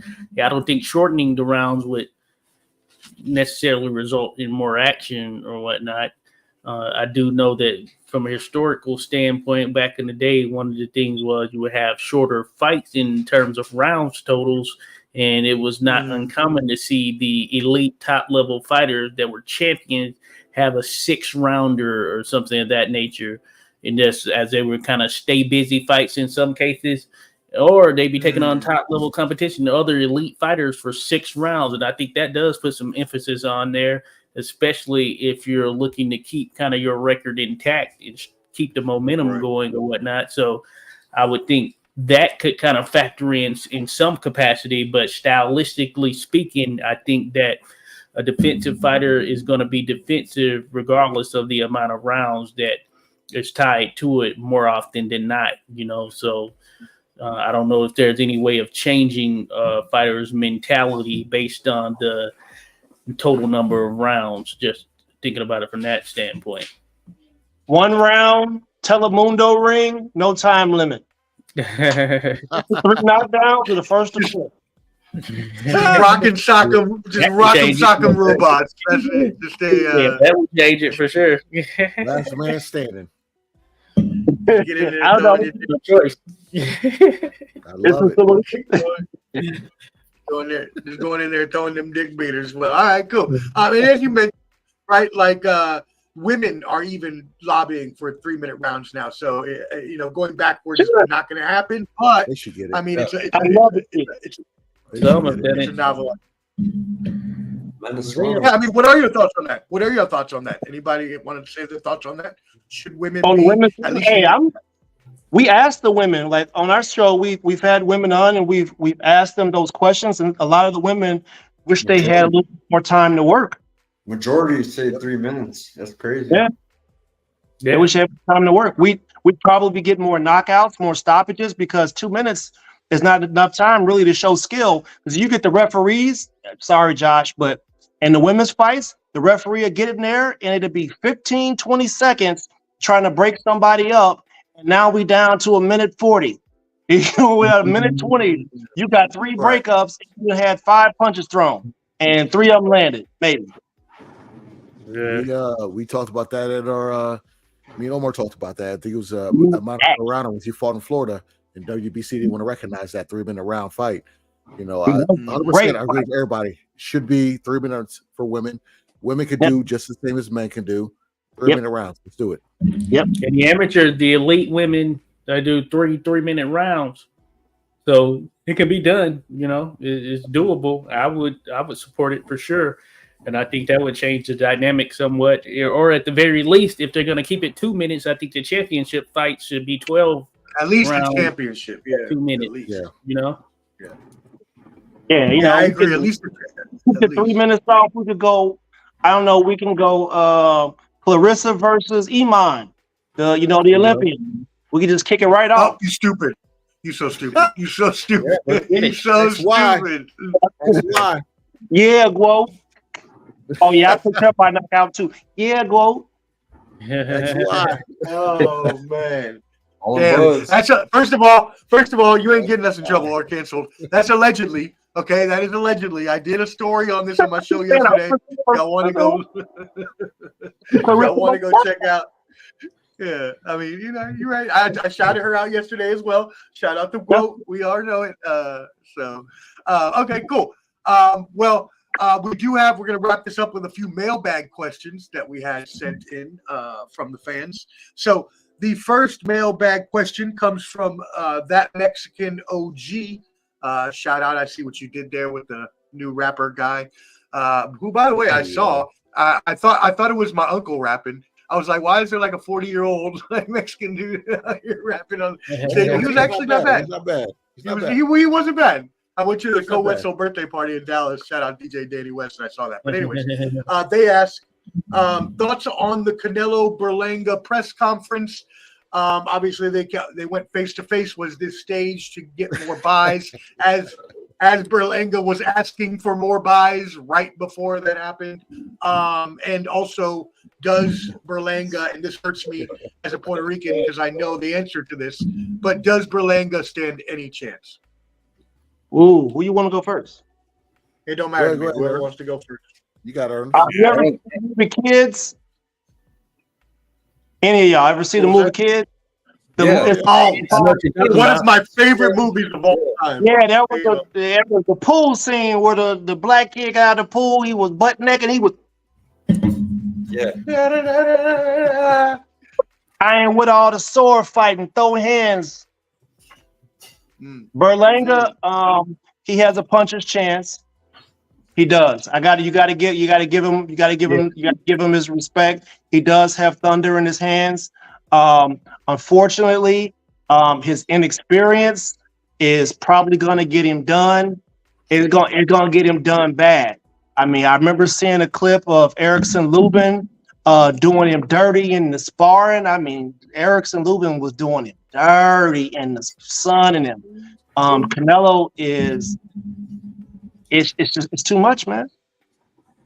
That It's hurts too my much. heart as a Puerto Rican. It's That too we're gonna much. get embarrassed on live TV. But What? Skywalker, your thoughts? I don't think he stands a chance. I mean, just a puncher's chance. You know, too much experience. That's Canelo. You know what I mean? I think it was an easy fight. It's not the fight the fans want. You know, the fans want to see him fight Benavidez. The fight that should have happened was Caleb Plant and Berlanga. You know, so they're talking shit at the press conference. So, you know, let them fight. You know, I think Canelo. You know, it's gonna be an easy fight for him. Okay, Josh. I didn't see the press conference. I seldomly watched him unless I know it's going to be raw and authentic, and I don't get raw and authentic from Berlanga for certain. That being said, I do think this is all Canelo here. Berlanga had showed some promise, but I just don't think he has enough experience, nor does he have enough in the arsenal to be able to deal with Canelo, and he's going to get stopped at some point. And while he's Puerto Rican, he's one of those New Yorkers. He ain't from the island right there, buddy. Oh, come on. Wepa. Clubber D, I already know what you think, but I'm hoping that maybe you've changed your mind in the past. I know you haven't. Go ahead. I put it just my issue with Berlanga is when I was down in Orlando with my brother, we visited our mutual friend Francis, and that was the fight that he went to distance. He went to distance with somebody they should not have went to distance with on Top Rank on ESPN. I watched that at a cigar shop. It was a Cuban Puerto Rican cigar shop. Watched the fight there. I was all like, damn, man, I thought Berlanga was gonna knock this dude out. Went to distance, look vulnerable. Perfect fight for Canelo. I think this is gonna be the first fight we see Canelo actually knock somebody out in quite some time. I think he's gonna be Berlanga. He just too many openings in his the way he fights. I just don't. Somebody made a comparison. This is Rolly Ramirez against Tank at 168. I wouldn't say it's that close, but I think it's not going 12 rounds. Yeah, I got Canelo, big time. Yeah, man. And Berlanga needs a speech coach. Saw the video. You're all gazers. Yeah, it's just like I've seen enough dangalang knocking pole vaulting poles off. Golly, bro, you can't unsee some shit. You feel me? Yo, but tell me one thing though. Tell me that dude is not going to get unlimited amounts of. You already got OnlyFans joint. Sold out, bro. Hey, listen. Somebody said that's why I don't pole vault, because every time I try to That's right. You already got offered by OnlyFans. If I was him, I would do that in a heartbeat. Wait, that's for real? You got offered by OnlyFans? Yeah. A leg up on the competition. You leg up. Stupid. That's tremendous. Wow. Trust me. Well, shout out I to got you, offered sir. OnlyFans. I do it in a heartbeat. You want to see me? Yeah, trust me. That's another story. I don't care. Hey, shout out to that dude. If I ever lost a medal, I would want it to be for that exact reason on live national television for the whole world of pretty girls. the people's champ, apparently. Really? You know, Chris Mannix probably got an 18 by 12 poster hanging up behind his desk and at the peak of the The face says anti-Bud, anti-Handy, anti-Shakur. Man has got that up there. Yeah, Him and Sergio Moore. You are an ex-fighter. You know better. Okay? You know I'm better. about to ask Chat GPT to make me a picture with Chris Mannix behind his desk with the pole vault guy photo. You know it'll do it. You can tell it anything. Stupid. So stupid. Oh my goodness, that's hilarious. Shout out to Random Acoustic Thoughts. Shout out to Rolling with the Punches. Again, we are almost out of here. We have a couple more questions, but y'all make sure you hit that like button. It, as the gentleman have said, it is free. You are helping us out. You are helping all these channels out. Make sure as well that you subscribe to all the channels that you see here at Ballin' Buds, at 86 Boxing, at Skywalker Boxeo, and at Papi Junior. Make sure you stay tuned in with us. That being said, the second mailbag question we have from Finkel is Einhorn from Miami. I see what you did there. A nice little Ace Ventura reference. Does Pitbull losing ruin? And I know y'all kind of touched on this earlier, so I know some it might be a little bit of a repeat of answers. But does Pitbull losing ruin the Tank rematch plans in the future at any time in the future? Yep. Okay. Well, I personally You think they're wanna going to run challenge to that fight. I think Tank was going to not fight Shakur and try to get Pitbull and then do a catchweight at 140 to get snagged that belt. But I think it's ruined. So I think he has no choice but to fight Shakur or Zepeda. Okay. Josh, your thoughts? Yeah, I think the fight at 135 is Tank and Shakur. I've thought this for a good little period. That's the fight I want to see. And I think it's one of the kind of marquee matchups in the sport. You know, if I had to make a list of top 10 matchups, that is on there. Tank versus Shakur. You're going to have a defensive fighter, or at least he has the defensive instincts, versus a fighter who can box and can punch in Tank. And I think it should make for something fairly special. Never know, though. Okay. Sweet. And before we get to Poppy, I do want to let's just merge this in with the last mailbag question because it's leading into this anyways. So from the original tribal chief from the DMB, shout out. They ask, Shakur and Loma were seen arguing at the Crawford fight. Will we see that ever? And then also they say, or Tank versus Shakur, or Shakur versus Zepeda, which is what Turkey wanted to see. So obviously we started getting into that answer right there with what Josh, so you already answered that. Poppy, if you want to answer that, and then we'll also get Clever D's thoughts on it as well. So back in the days, there was this black indigenous group, these Seminoles, these black indigenous people that were in Florida. They ended up being in Oklahoma somehow, and they eventually ended up in Mexico on the northern border. These black indigenous people called the Muskogos are the ones who stopped the Confederate armies and all those guys from expanding further into Mexico. That means black people stopped the white people from coming down there and taking over the rest of Mexico. Back in the days, they are still there. They celebrate Juneteenth, right? With that being said, 131 million Mexicans. And I got to say that probably out of that many, probably at least 70% still don't fuck with black people. So if Tank and Pitbull fight, that 70% is still gonna think that Pitbull can stop Tank. So it's a fight that sells. That's what they want to see. And ultimately, there's nothing we can do about the ethnical battles that are going to occur in this sport because the sport was built off of it. So yeah, it could happen. Yeah, it would sell out. Tank does not sell out anything. He's going to pack the arena out.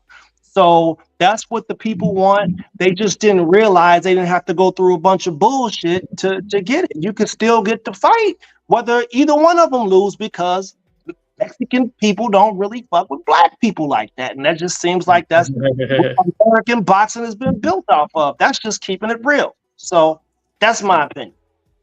And Tank will most definitely stop the dude. Reminds me of the Chavez Butcher Taylor stoppage that hurt my soul. Most definitely stop him. 5 seconds. Like, come on now. You know damn well he had that fight. Consecutive punches to get old thick neck out of there. Mm-hmm. Thick neck. Thick neck. Clever D, you want to finish that off with what your prediction is? No. Ernest said everything. It just be honest with you, it kind of like got to my soul. I thought Mildred Taylor Chavez, you got Pernell Whitaker Chavez, you got Chavez de la Hoya. You know, I understand where boxing was moving to that side where the fans were going and people were actually buying the fights. opposed from the 80s with the Four Kings and everybody. 100% agree with Ernest right there. Papachulo Yayo, he's on one right now. And the one he's on is the right. he's spitting facts right now. Spitting facts. You have knowledge. All right, cool. Y'all Well, gotta it looks hate like we. You don't gotta hate us. We all got good food. You feel me? Yeah, we all together. Don't need to hate us. Shit. Oh, perfect timing. Skywalker, you Oh, came in at the perfect time to. Yeah, I've been here. I was just cooking. I was cooking for my kid real quick, but Oh, you're But, good. Yeah, answer the last question for us. So, Pitbull, first, do you believe that those plans are ruined with Tank? And then what do you see for Tank and/or Shakur and/or anyone you want to talk about? I think the plans are ruined for the rematch. You know what I'm saying? I think a good fight for Tank would be Shakur, number one. Cepeda, Lomachenko, but the negotiations fell through. They were trying to go for Lomachenko. So really right now, if you look at what before, 135 used to be stacked but everybody moved up to 140. You know what I mean? So right now, really, Tank don't have a big ballpark, to choose from. I guess he couldn't make it happen with Loma, so that leaves him Shakur. But he's a prize fighter. So when it comes down to the money and the contracts, I think that there's probably going to be some kind of disputes. And I know Shakur's going to want a lot more. And Tank's basically the draw, the pay-per-view star. You know what I'm saying? So,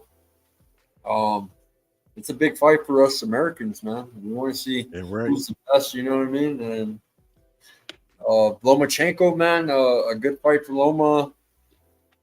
Be a Cepeda or everybody's fresh, man, at 135. You think about it, man. We're talking about Emiliano Vargas. They don't have enough fights. You got Andy Cruz. These guys are coming up. I think that the new breed of 135, man, they're still developing, and that division will be hot next couple years. In 2 years, it's going to be the hottest division. It's going to be. You got Murray still there. There. He's top ranked too. Yeah. He is top ranked, so that could be doable for Loma. I do think that the Tank fight is still Tank versus Pitbull fight is still on the table because Pitbull lost at 140. That was the second fight at 140. He's still there. He can still go down to 135 seemingly, and I think he can still make a fight of it. Tank got to fight somebody with a strap. Someone has to have a belt. Yeah, that would be ideal for sure. That's for me. He has to fight somebody that's one of the other champions, three other champions. He has to. No, he don't. Tank is in that special space. Well, he is, but remember, when you sell out every arena that you go in, and you do it by consecutive concussive punches, you can fight whoever you want to fight. That's the business side of boxing. Business side, I get 100%. I get, but however, like Shakur sells out too. When he fought, was it Herring in Atlanta? He sells out. Had 8,000-9,000 in Jersey. They're still calling for him to fight somebody big. Tank is that he's going to be 30 years old in like a month or two. So for me, yes, he can sell out, but his legacy, Tank needs to get a belt. He needs to get another belt. You know what I'm saying? Be unified champion or be, you know what I'm saying? You don't be undisputed, just be unified. You know what I'm saying? Like you're at the 135. You fought everybody you need to fight. That's not at your level. Time to fight someone else. Didn't he get three? Didn't he get three belts? Didn't he get regular 130? don't count. Regular don't count. 135, so he's 3-division world champion. Regular does not count as a champion. I'm sorry, I just don't count regular because David Morrell be a champion then, right? You know what I'm saying?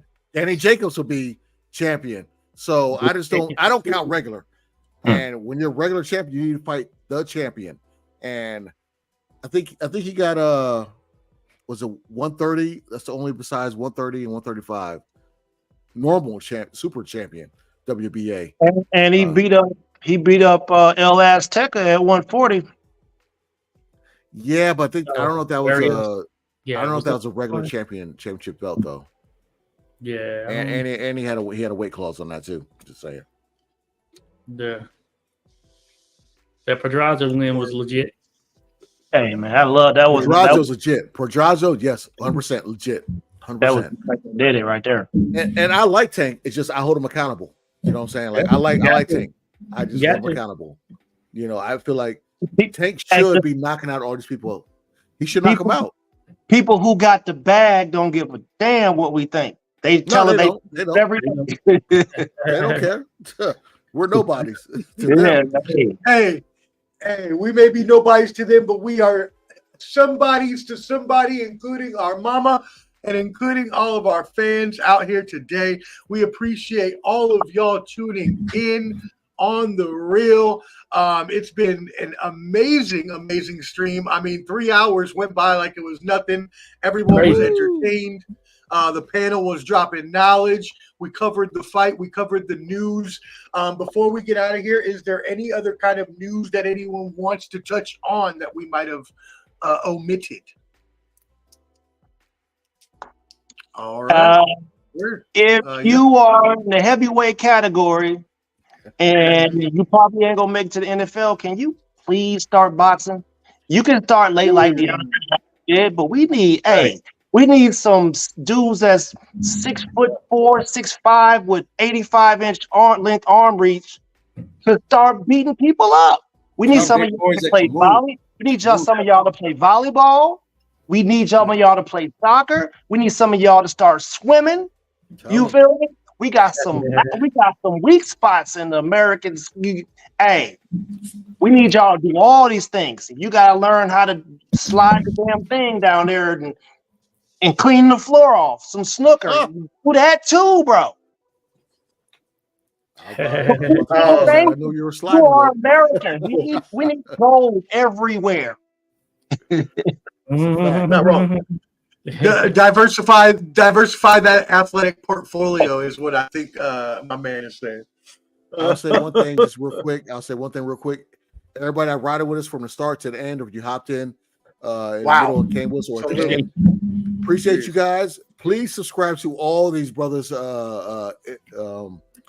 pages and YouTube pages and all that good stuff. I appreciate everybody that jumped on. I appreciate Josh, Skywalker, Ernest. I appreciate y'all. You know, nice meeting you guys and coming on. So appreciate everything.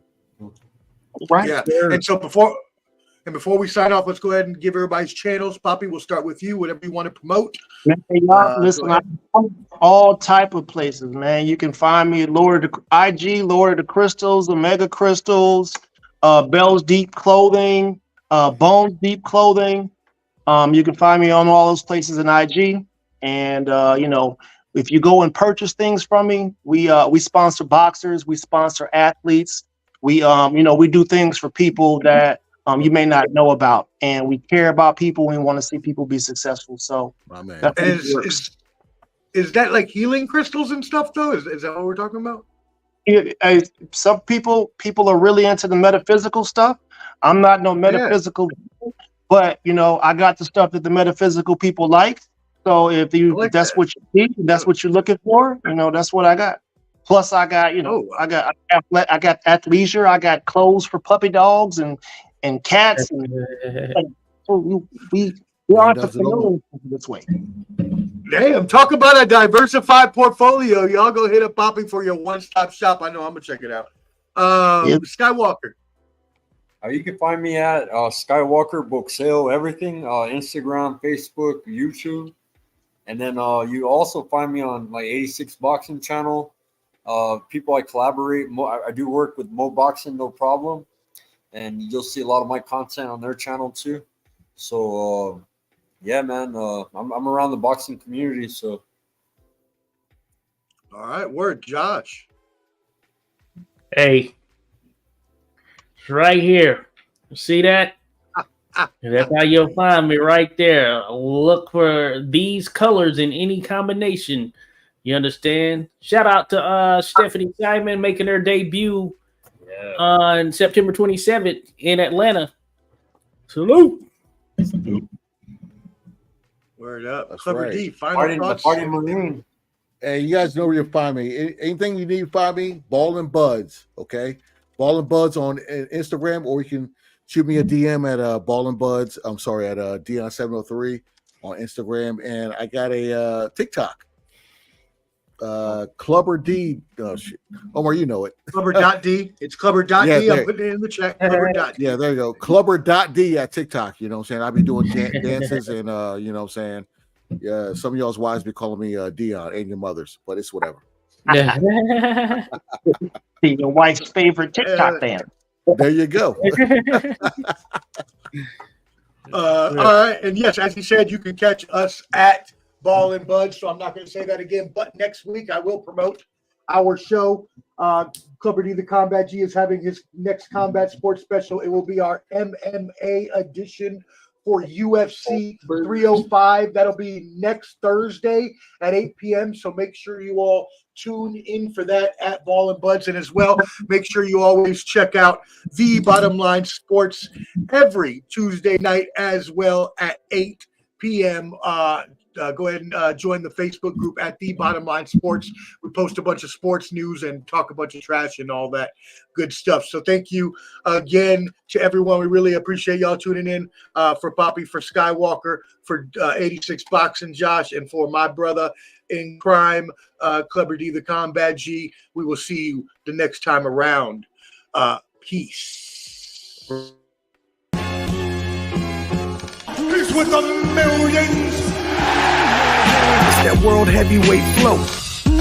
Championship belt wrapped around my waist, yo. I got that Ric Flair figure flow. Slam you on the pavement, that's why they call me Street Pro. Create heat on beat flow. Like Jordan after the second time he three-peated, folks. Get ready, set, let's go. Fight toe to toe, release the flow created by this mic pro. Lights, camera, get low. Action packed, back to back. In fact, this monster will grow. Y'all better let him know. Man with the master plan, and you have no need to know. Hard like winter cold. Bust these fools, anything less than killing whack rappers is a crime. I stay trying to get mine. Stacking value, packing venues, winning over time. Ain't no fine timeline. Open your eyes, you're looking for the best, and this is what you find. Game is only for the bold. You came prepared, now get ready for the show. Introducing from parts unknown, your UFC and combat sports insider, Clubber D, the Combat G, and the Sports Professor.